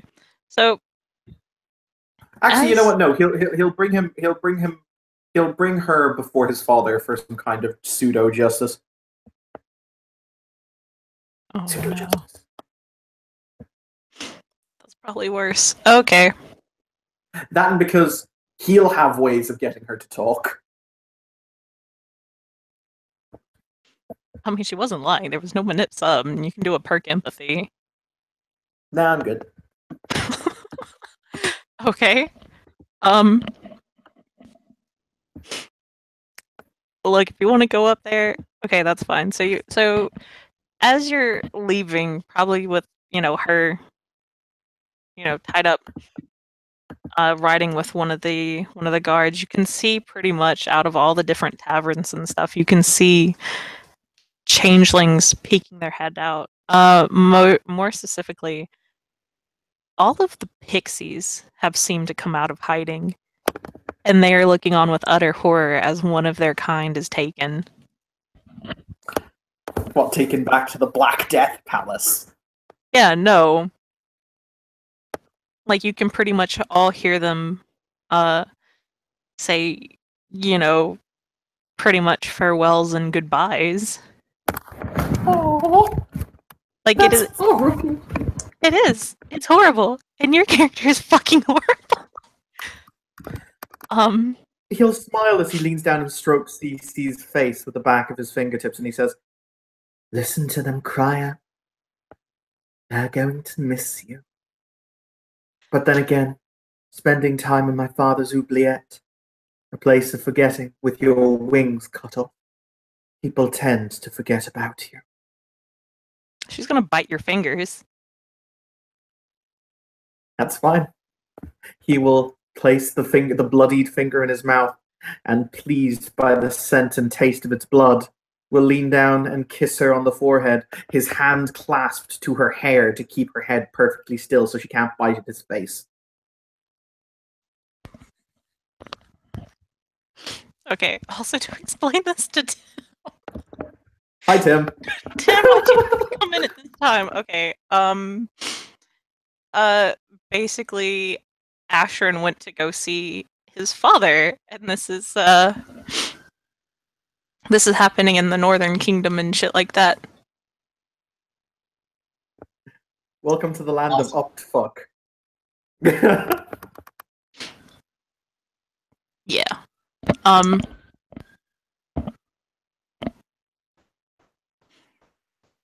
I mean, Kim, do you have anything else to do, or are we good? Oh no, because you gotta go interrupt your father now for this. Oh dear. Interrupt him has a connotation. Fine. So yeah. Basically the pixies will kind of, they'll try to be subtle about it, but it's kind of very obvious. They'll follow so far as to the gates of the market, pretty much where You know what? it ends. Asherin will stop. He will rein in his attack cat, and he will stop and he will say, "Changelings, pixies of my father's kingdom, why do you look so sad?"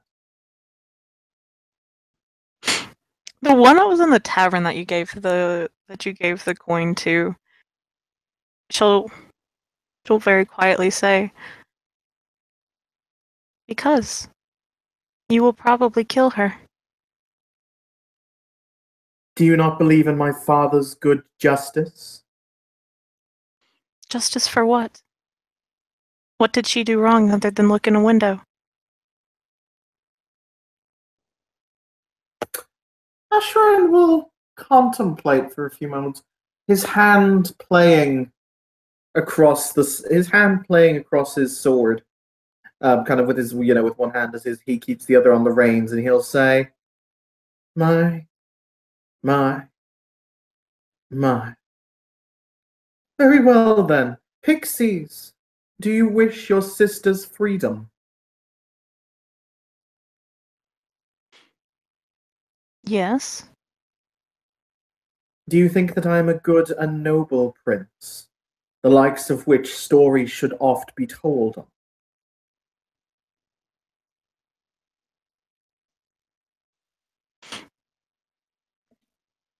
All of them, okay, all but one of them nod.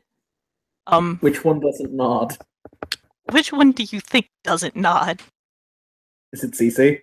No, it was the one from the tavern. He'll look down and he'll say, "You do not think this?" Hold on.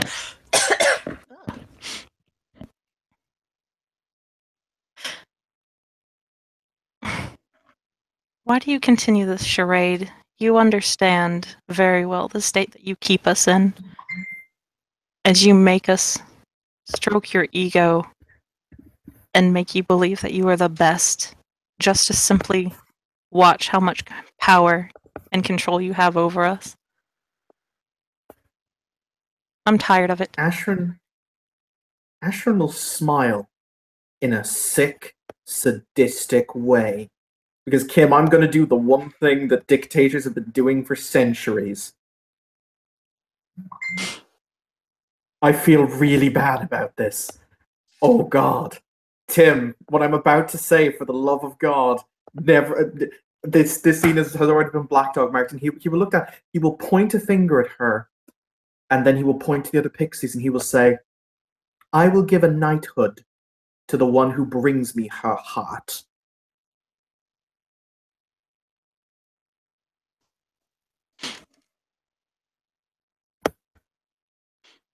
The other pixies don't move.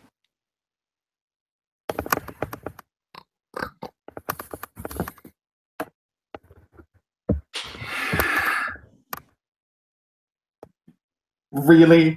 Crap. No. Crap. In fact, more and more of the commoners are starting to come out of the woodworks right now. I mean, the pixies are Ashwin- still the most prevalent because they, word got out really hella quickly that a pixie was about to, be taken in. But, yeah, like they're all just kind of standing there. No one has made any moves. One or two looked like they considered it, but then, I mean, even the worst pixie is really, really sweet, and they just couldn't do it.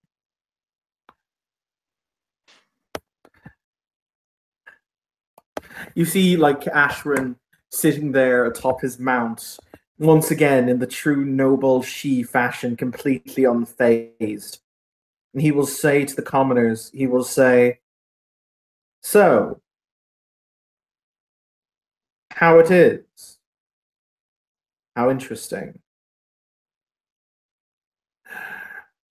Well then, you see the shimmer of the darkened plate of his armor as he looks around them, and he will say, now then, the question becomes, by the way, how many are there roughly?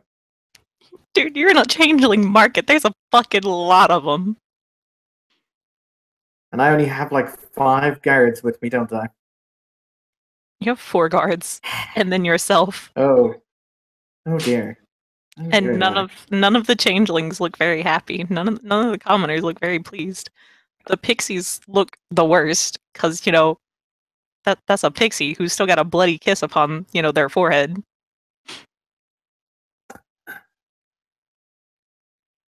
You will disperse now and return to your homes. Your prince has commanded you.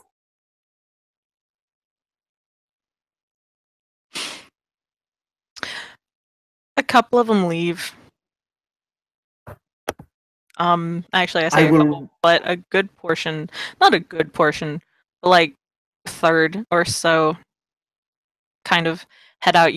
Some of them leave with children, in baskets and whatnot, and parents and people, the older changelings who realize that a rebellion will do nothing, and they leave.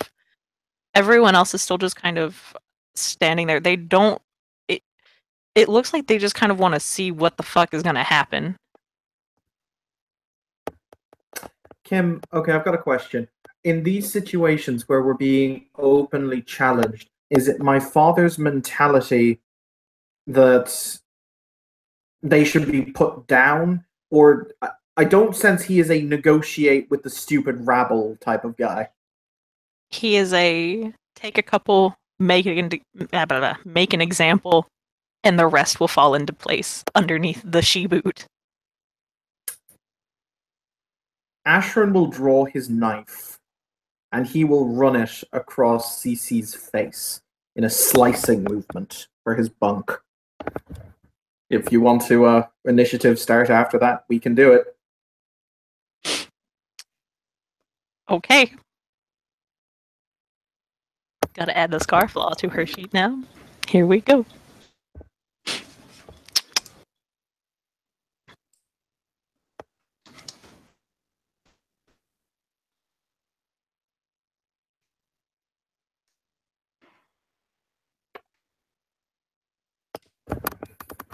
Do you want, because he is going to try and cast a cantrip, so do you want to do the initiative thing? Mm-hmm. Cool. Oh shit! When I keep forgetting because I always just roll in rolls and not ST rolls. Sorry, I always roll in ST rolls and not in rolls, which I should get out of the habit of doing. But also because I don't tend to log out of ST rolls.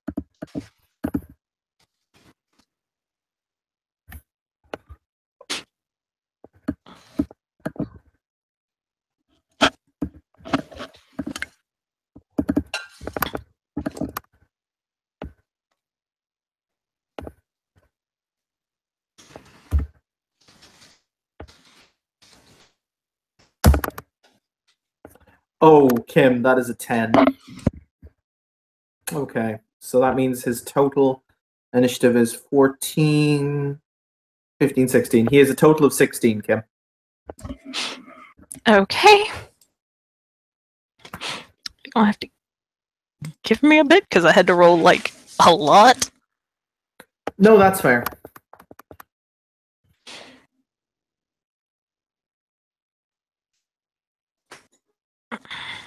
No, Kim.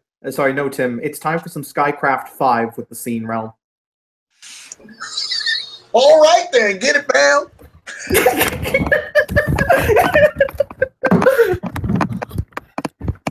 You couldn't see the face I was making behind this monkey, but yeah. Oh, Tim, this scene was bad. Bad things. Bad things.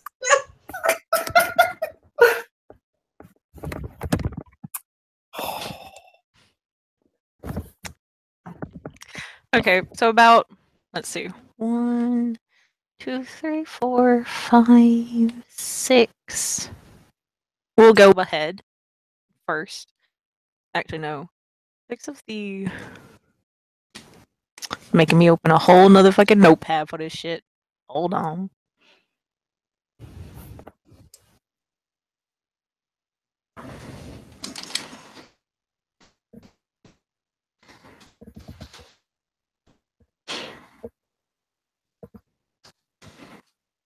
I legitimately thought the I will give a knighthood to the one who brings me her heart would have actually been effective.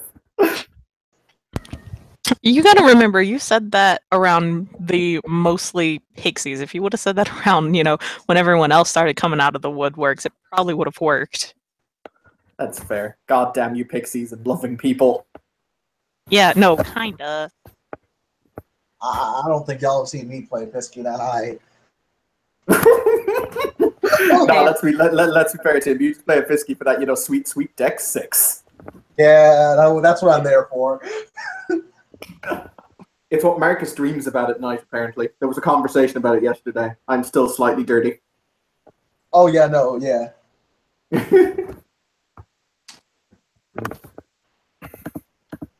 Okay, so 6 of the commoners will go before you, 2 of the trolls will go before you, then it is your turn, then it is the other 2 of your retinue, and then the 9 other commoners will go after that. Holy crap, they've had really good rolls. Oh, okay, yeah, this is how rebellions start. Yeah, no, remember when I said, you did this in the middle of the changeling freaking market? Yeah, no, that was still a thing. There's a lot of people out today. But the grumps and people, with something to lose kind of left. Kim, that's fine. Don't worry about it. Let's get it. Let's see what happens.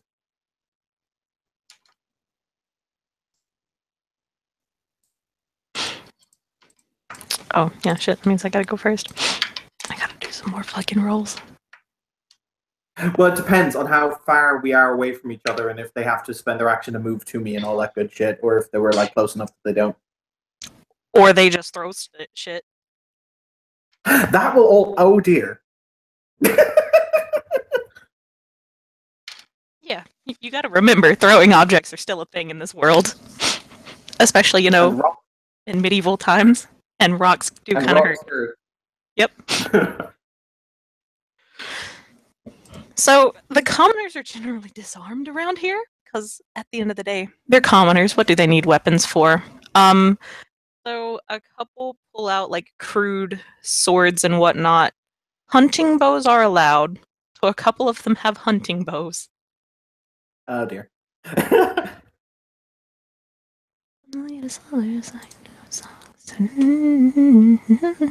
Hold on.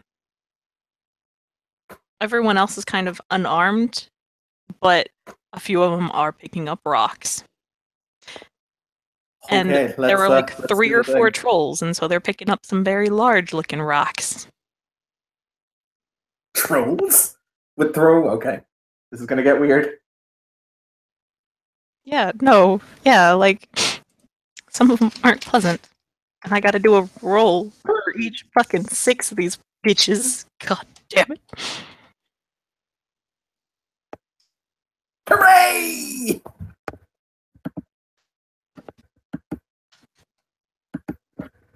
You want to dodge.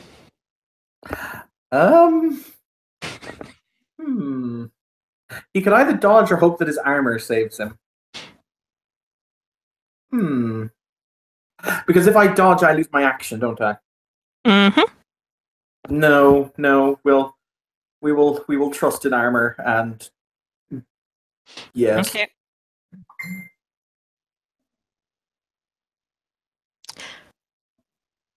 Tim, did you just post the live link for this?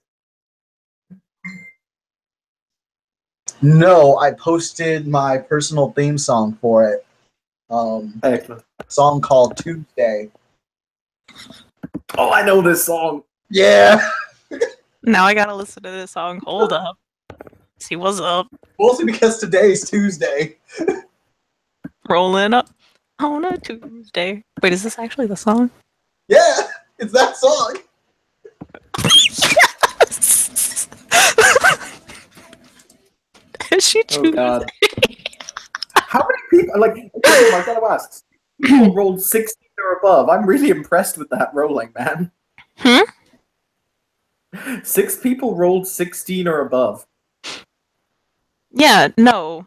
Like, okay, because the changelings here, considering the sheer horrible, tyrants, a couple of them have had to make a quote-unquote guard for the changeling market. So some of them aren't too bad. Oh shit. That's the beginning of the rebellion. Yeah, no. Like, yeah. They know what happens if Ashran dies, though, right? I think they've gone beyond caring. Yeah, a little bit.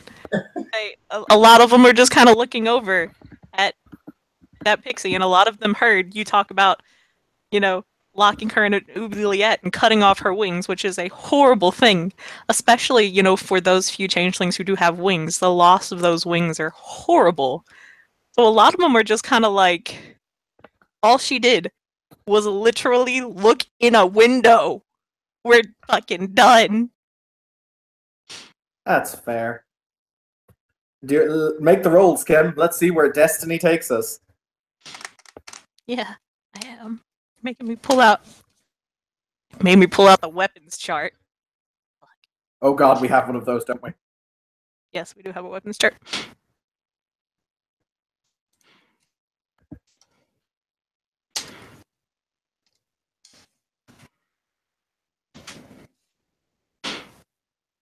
Okay, so that's 1 lethal. Oh, by the way, just an important note, because Changeling is weird, whatever attack value you give, whatever difficulty it is to hit Ashran is +1 difficulty because he's wearing a cloak. Because a cloak is under the same section as a shield and adds +1 to the difficulty of hitting people. I don't know why. It is, though. Long and flowing, you can hide behind that shit. That's fair. So 1 lethal, did you say? Mm-hmm. She plate is 6 dice of soak. I haven't had to roll this in a while. Gotta go look it back up. Where the fuck did it go? Either 5 or 6, I can't remember. Here we go. It's just a 5 with a -1 dex penalty. Or with, yeah, -1 dex penalty. Soaked. Okay. Next one we'll get to roll.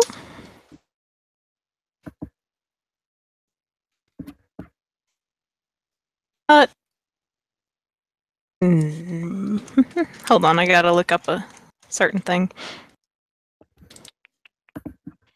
Because Tim really likes this merit, and so do I. What merit is it? Tim knows. That's not helpful. I know it's not.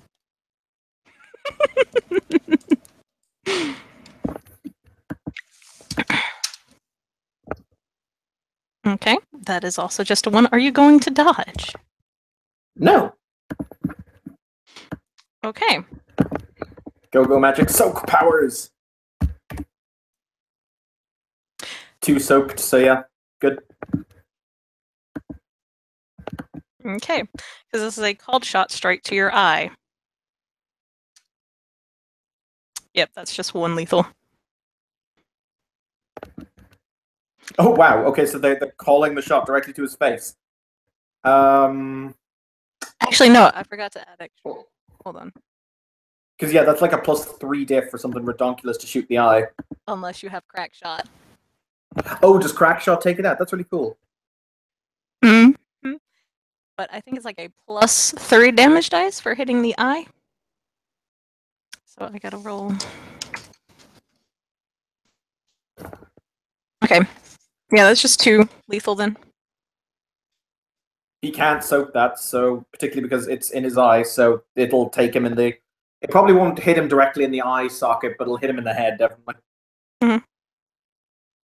Anytime you want to go, trolls. Anytime. About to. And don't worry, this Excellent. is the only one with crack shot, because this one's kind of like the quote unquote leader of the guard. It's a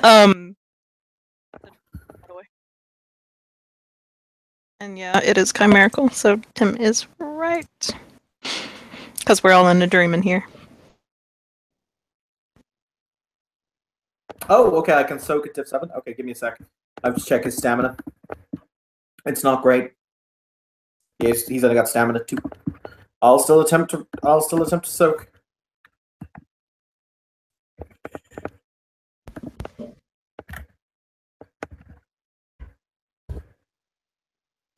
No, he failed to soak it. Okay.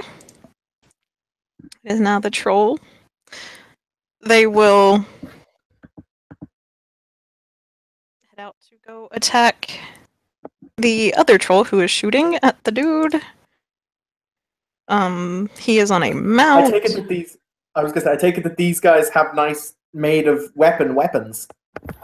Mm-hmm. They actually have weapons.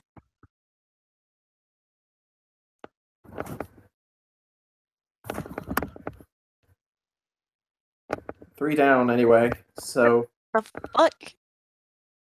See, why are all my... What?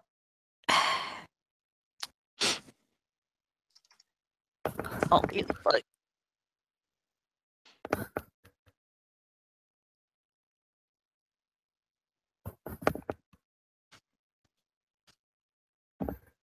Okay. Let's see if this troll fucking soaks this shit.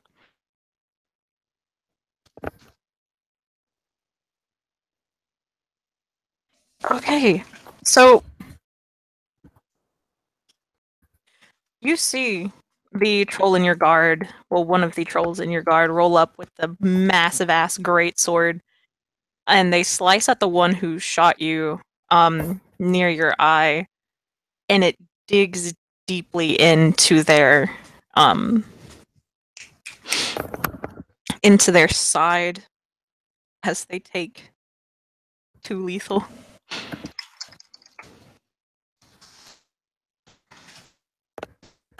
This is a lot of fucking NPCs to handle. God damn it, Evan. Evan started a rebellion. If it helps, if it gets to Ashford's turn, I'm pretty sure he can finish it. If he lives that long. We'll see what happens. Oh, I forgot to... Oh, yep, I did also, forget. correct me if I'm wrong, but chimerical death doesn't actually mean full death. You can still come back from chimerical death, can't you? Yeah. Okay. This is subject to Kim's input, but if you do die in the dreaming, that is considered permanent death. We're in a freehold currently. That is true. No, I did say we were in the dreaming. Because y'all went into the... Well, it's confusing. Is it? Because markets are frequently freeholds. So we made the ruling it was a freehold when I did a cantrip earlier for the -1 diff, so I think I'm still in a freehold. Yeah, I don't know about the rules for that then. Yeah. If I die, I die. I've got a backup concept. I don't mind. Bring it to my face, Kim! Why'd you have to go and piss off the commoners, dude? What the fuck?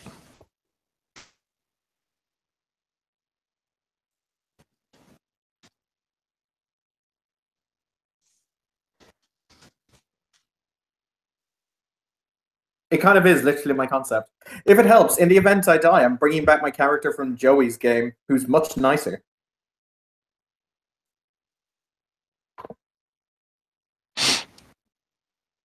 shaking my head right now. We'll see what happens.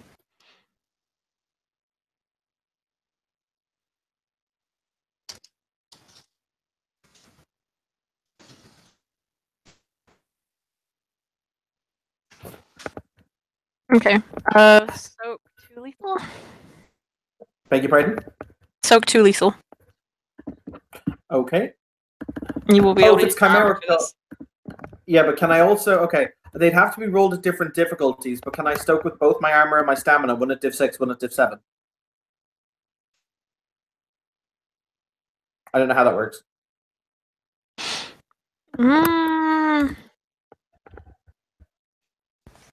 Why are the armor rules so Because confusing? it doesn't make a difference. Like, he soaked the 2 lethal anyway.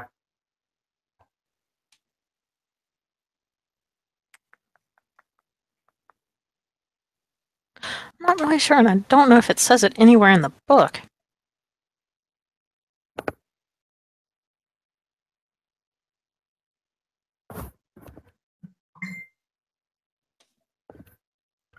Don't worry about it. As I said, for now, I soaked the 2 lethal. So there's, I believe, 2 left, or I think, ish.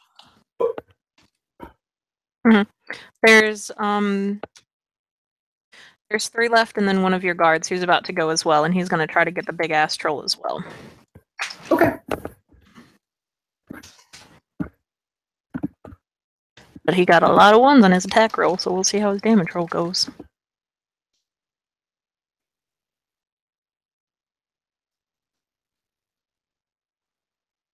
Okay.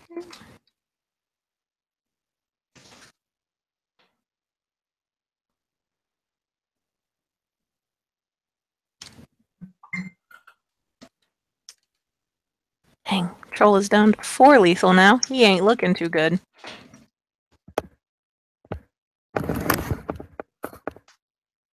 Cool.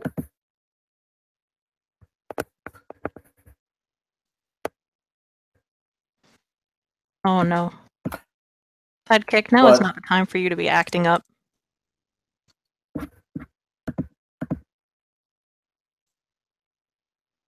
Okay.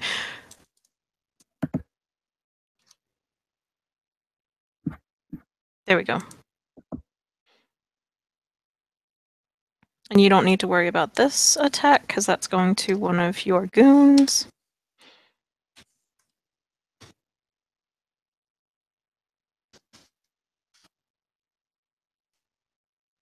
It's one of that.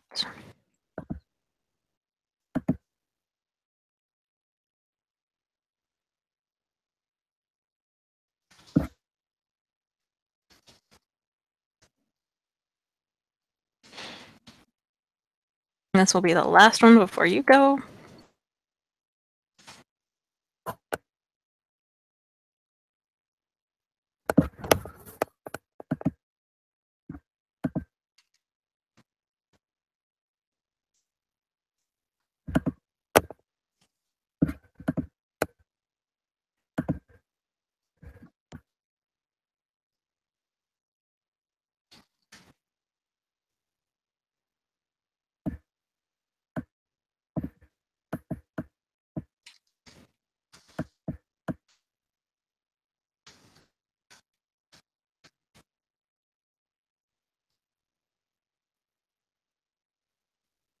Okay, it is your turn. Okay. Kim, where's the section on bunks in the book? Because I want to check something. It is... Hold on. It was right above. It's on page 195. 195.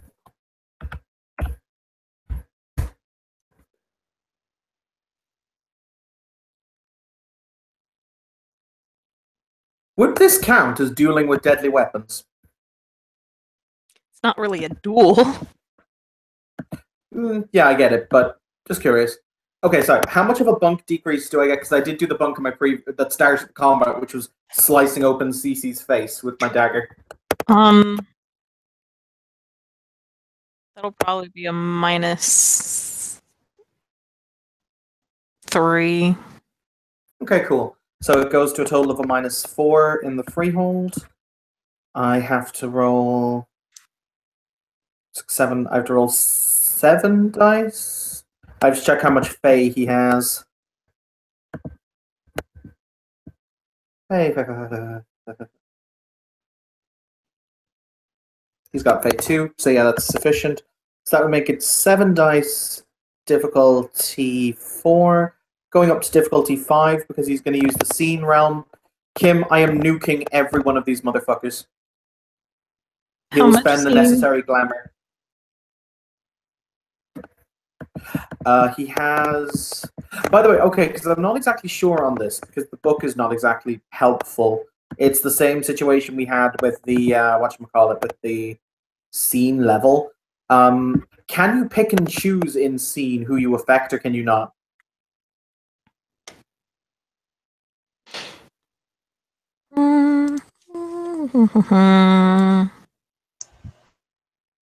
Question.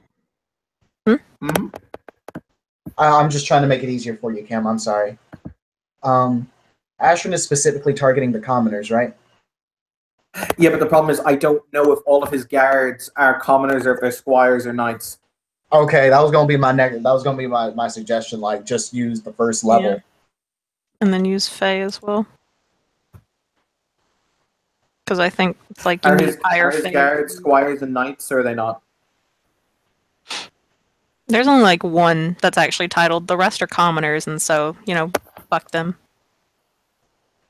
Yeah, but they're still fighting for him. He's not going to be that. So I leave it up to you, Kim. He will nuke them if he has to, but can you pick and choose in Realm?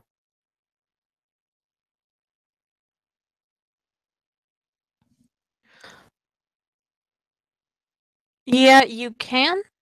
You can pick and choose. Because like it just says here, cantrip can be used upon all the changelings' enemies. So yeah, I'm just gonna assume that it can. Which art are you using in conjunction with this, Fey? I'm assuming. Yeah, he's using Fey. Because the way I understand it is, you can use a level of the Fey, but you still roll the whole Fey as a pool. AKA, if you're only using Fey 1, you can still roll all your dice in Fey, but you're only using the Fey 1 to affect those given people. Is that right? Yes. Okay, cool. So in that case, he's rolling 7 dice. Difficulty 5. He's spending a willpower. How much scene do you have?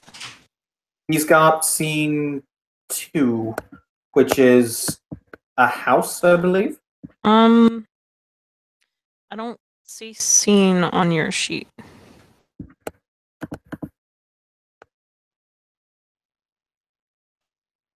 All right. I misread it. My apologies. In that case, he'll just spend the requisite glamour. Okay, how big are you making the effect? He'll spend 3 glamour into it.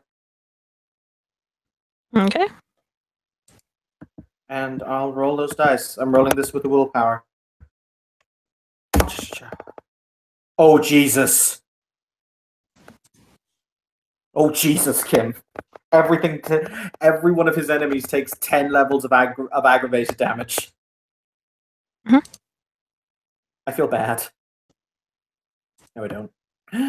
Oh, dear. I'll just reread Skycraft to make sure I'm right, but I think I am. You got it. Okay, I got it. Okay, that's cool. Okay. So, Hang on, is it dice or levels? Something I have to check. Because I'm used to Mage, where everything deals levels, so I just have to check.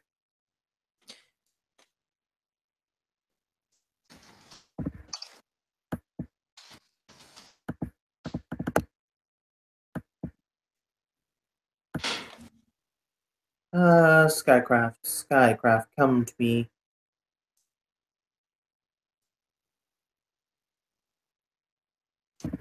Here it is, Skycraft 5, the Lord of Livon. 5 dice of aggravated damage, plus 1 extra dice per. It's 5 dice, plus 1 extra dice per success on the activation roll, and stuns the target for a -2 penalty to all dice pools until the end of the next turn. Okay, cool. As I said, you had it. Sorry, I just wanted to make sure. I don't like getting things wrong.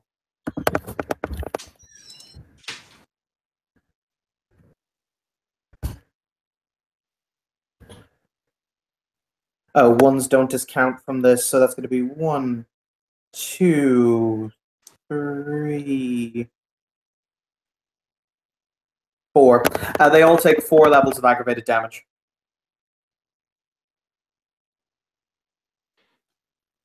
Why'd you roll it again? I didn't, did I?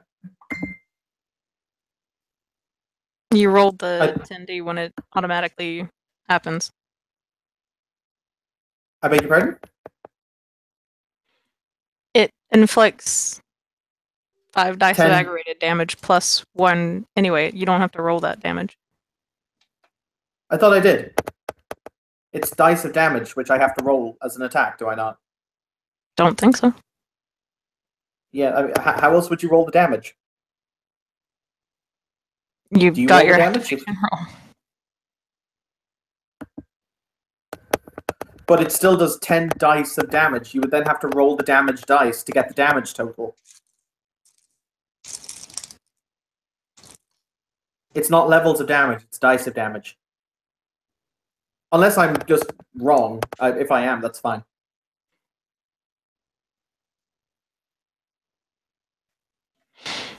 I'm tired. It's like 8 o'clock. Okay, you rolled it. That's 4 ag. That's cool.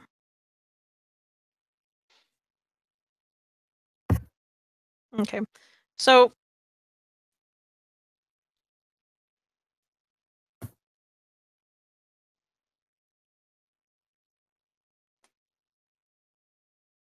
yeah, Tim, it's not a problem. It's cool. I think it was just a kind of a brain. I get them all the time, Kim. Don't worry about it. It's just where your brain is like, that's wrong. It's wrong. No, it's actually right. Oh, balls. No, because it doesn't really say if you have to roll the dice or if it happens automatically, which is infuriating. He's okay. But whatever.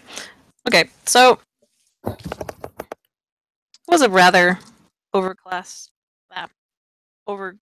sky today, as it usually is here. Skies were darkened already, as they usually always are here, given the manner of their king and whatnot. It was very unpleasant. Lightning crashes down from the dark and roiling clouds, crashing and searing the skin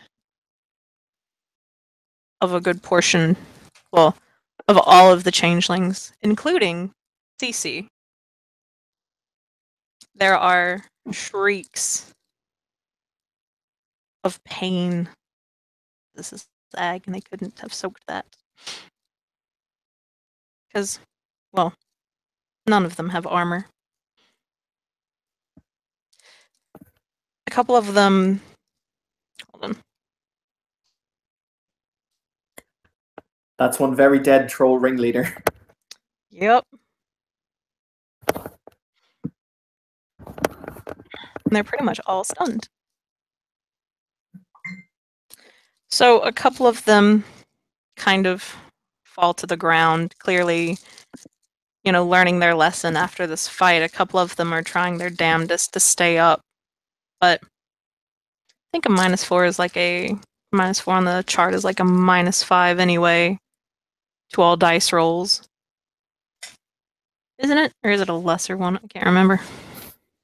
-4 is, I thought, like, it goes okay, -1, -3. I can't remember, honestly. -2. Okay. -2, thank you. 1 levels of damage, he's at -2. Okay. Yeah, so with the added penalty of the -2, They're at they'd be -4. So a couple of them realize that this rebellion life might not be all, you know, that it was cherished up to be. It's not like how it was in the stories. Actually feeling the pain is much different, and a couple of them just kind of fall over.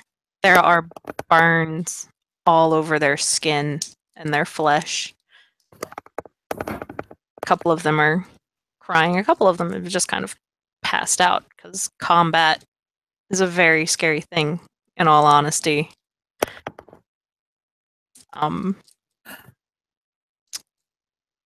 But a few will still try to fight, even though it's very clear that they are put out of it. And by a couple of them, I mean like 3 out of the, 9 that were to go afterwards.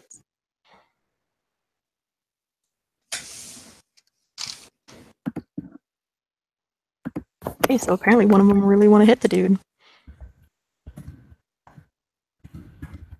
Oh, wouldn't that be poetry? Literal poetry. If after this huge vulgar display of power, they kill Ashrin with like a stone from a sling or a stray arrow or something. Well, unfortunately, you have armor. So, soak 1 lethal.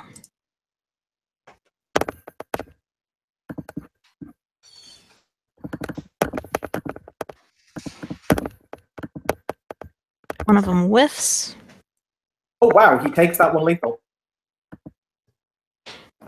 Okay. The arrow probably embeds itself in his shoulder or something. Yup. That's an arrow in your shoulder.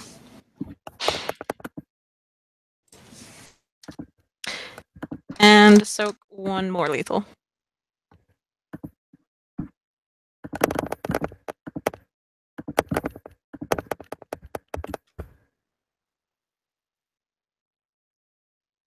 Oh, sorry, no, he doesn't. He doesn't take the above lethal. My apologies, because I forgot 1s don't deduct, and it was deducted. It deducted 1s. So yeah, no, he tanks both of those rather than taking 1 lethal. Okay. Apologies, because that would put him into wound level. Yep. Okay, and then it goes back to the top of the initiative.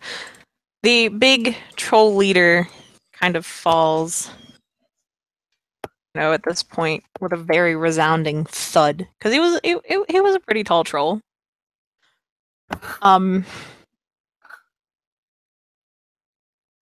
It kind of the others that were kind of standing up, they kind of shatter because it was their big symbol of hope, this big ass troll who was, shot the dude in the face. And then he just kind of falls over, dead, bleeding and blackened skin. Ashrin, from where he's probably hunched over on his mount at this point. He's going to look at the men-at-arms who came with him, and he's going to point Kim for the purposes of poetry and how horrible this world is. Can that pixie who started all this, who stood up to him, be one of the ones who was thrown stunned on the ground? Well, technically, they're all stunned. She hasn't fallen over to the ground yet, because she's because it's technically you don't fall over, it's just you receive a minus, which is odd. Why would they put the stuns the target and then just a -2 difficulty instead of them actually being stunned? But she's still very much because White Wolf is weird.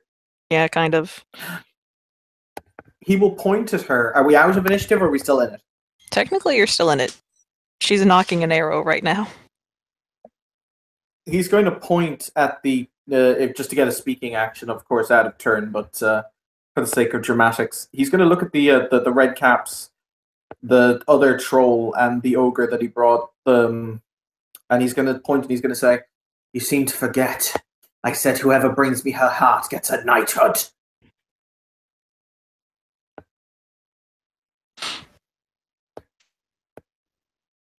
Well, their attention is certainly directed to that little pixie now. Fuck that pixie in particular. I mean... Okay, so that's still...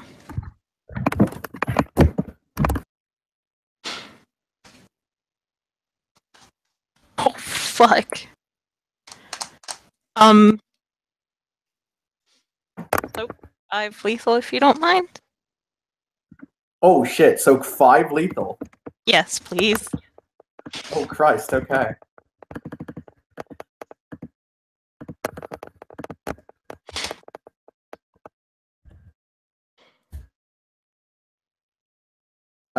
He soaks 2.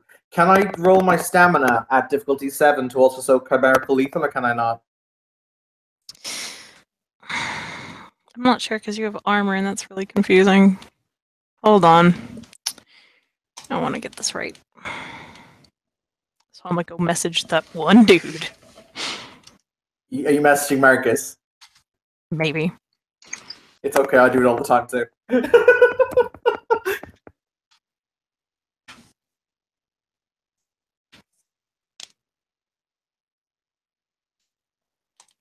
And to answer your question, Tim, yeah, he was on 2 already, so this is why I'm wondering if I can get another chance to soak with Stam.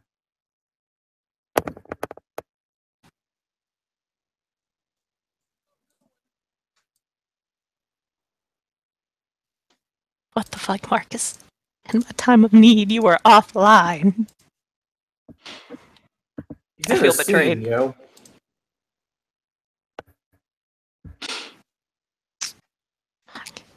And of course, the White Wolf book is so freaking weird.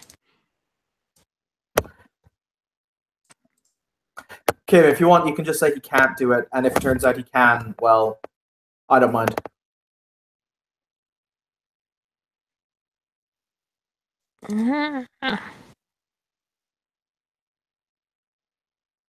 See, this is why I don't. That's why I don't do combat. Ahead. Hold on, I'm looking through a little bit more.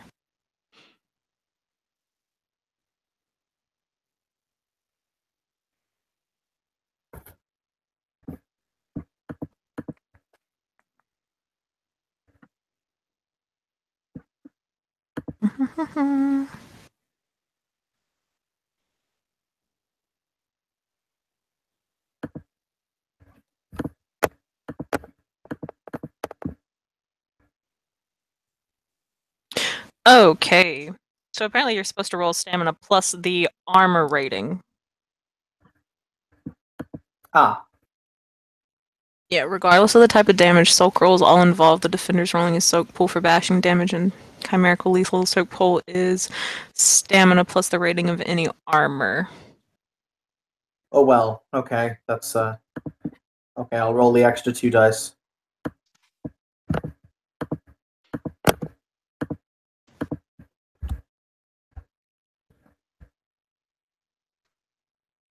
So he soaks 3 of the 5 in total. Okay, so that's 4 lethal you're at now? Yeah. So yeah, that one pixie who was about to get, like, murdered got you decently.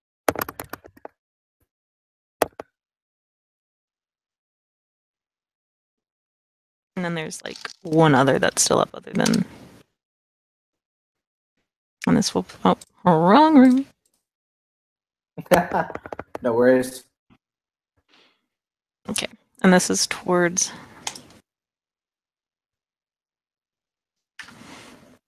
Yeah, he soaks that.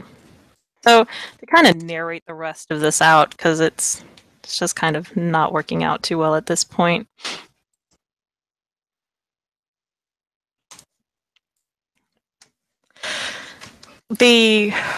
The red cap, the troll, and the ogre pretty much end up fighting over this pixie's body for the heart. They end up actually going to blows. Like, after they've killed her, they end up going to blows as each one tries to, you know, rip her heart out. At the end of it, the ogre gets it. It's kind of smushed. It's not really a heart so much anymore as a clump of bloodied muscle. That is He'll punch actually... the ogre and he'll... Oh, sorry, continue. I go to school for this. I want to describe how this fucking heart looks. Mainly because it's disgusting. Because your heart still beats for a few, actually for about a minute or so after it's out. Well, not like a minute, but like 30 seconds.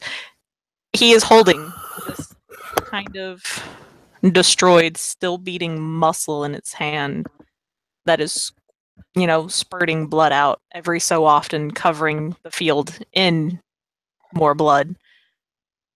The red cap and the troll look pissed. Fine. Ashran will pull the arrow thunk out of his shoulder. There will be a reckoning for this. We're returning to the castle.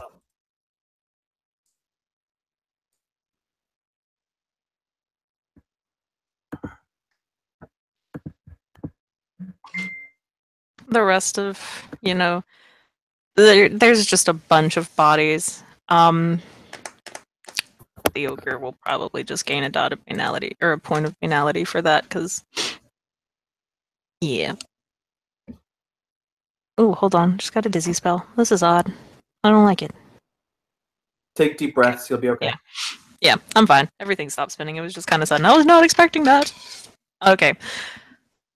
You didn't actually kill any of the other changelings. They're just all kind of broken and, burned. I did kill the troll. No. Well, yes, actually. So go ahead and roll your banality trigger. I thought it was only if we killed them with cold iron. Just killing a changeling in general. Okay. All right. Okay. So how does this happen? What's the dice roll? Well, okay. Hold on. Let me make sure, because I have... Pretty sure it's both killing their chimerical self as well. Oh, I killed his physical self. The ag I dealt was not chimerical. You also have to roll for that as well.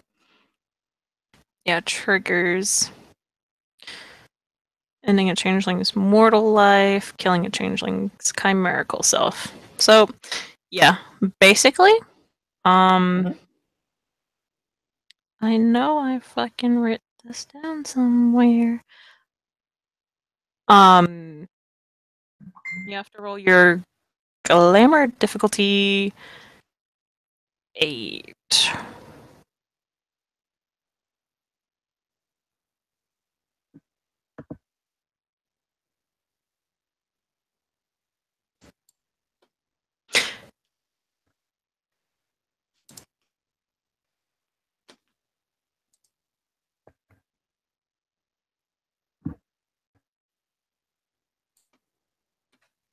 So I need to roll glamour, is it? Or Yeah, glamour difficulty 8.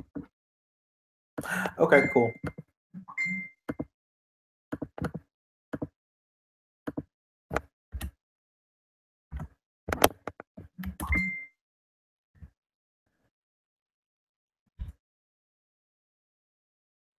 Fail on the first one. Okay. That is. So he gains a point of banality, I think. Yep. Hmm? Yep, that's a point of banality. And his second one is a success.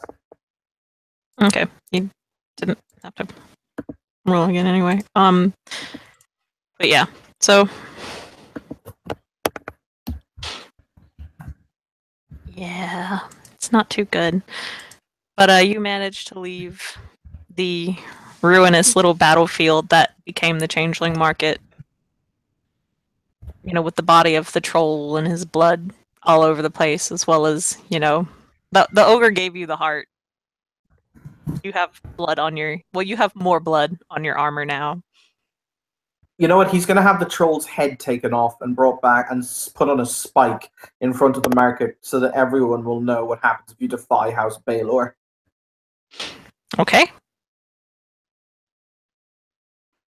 As you do this, you can see the dead, tired eyes of the grumps peeking out through windows. They look sad, but it's kind of, you get the feeling that they were just kind of like, yep, I knew this was going to happen, unfortunately.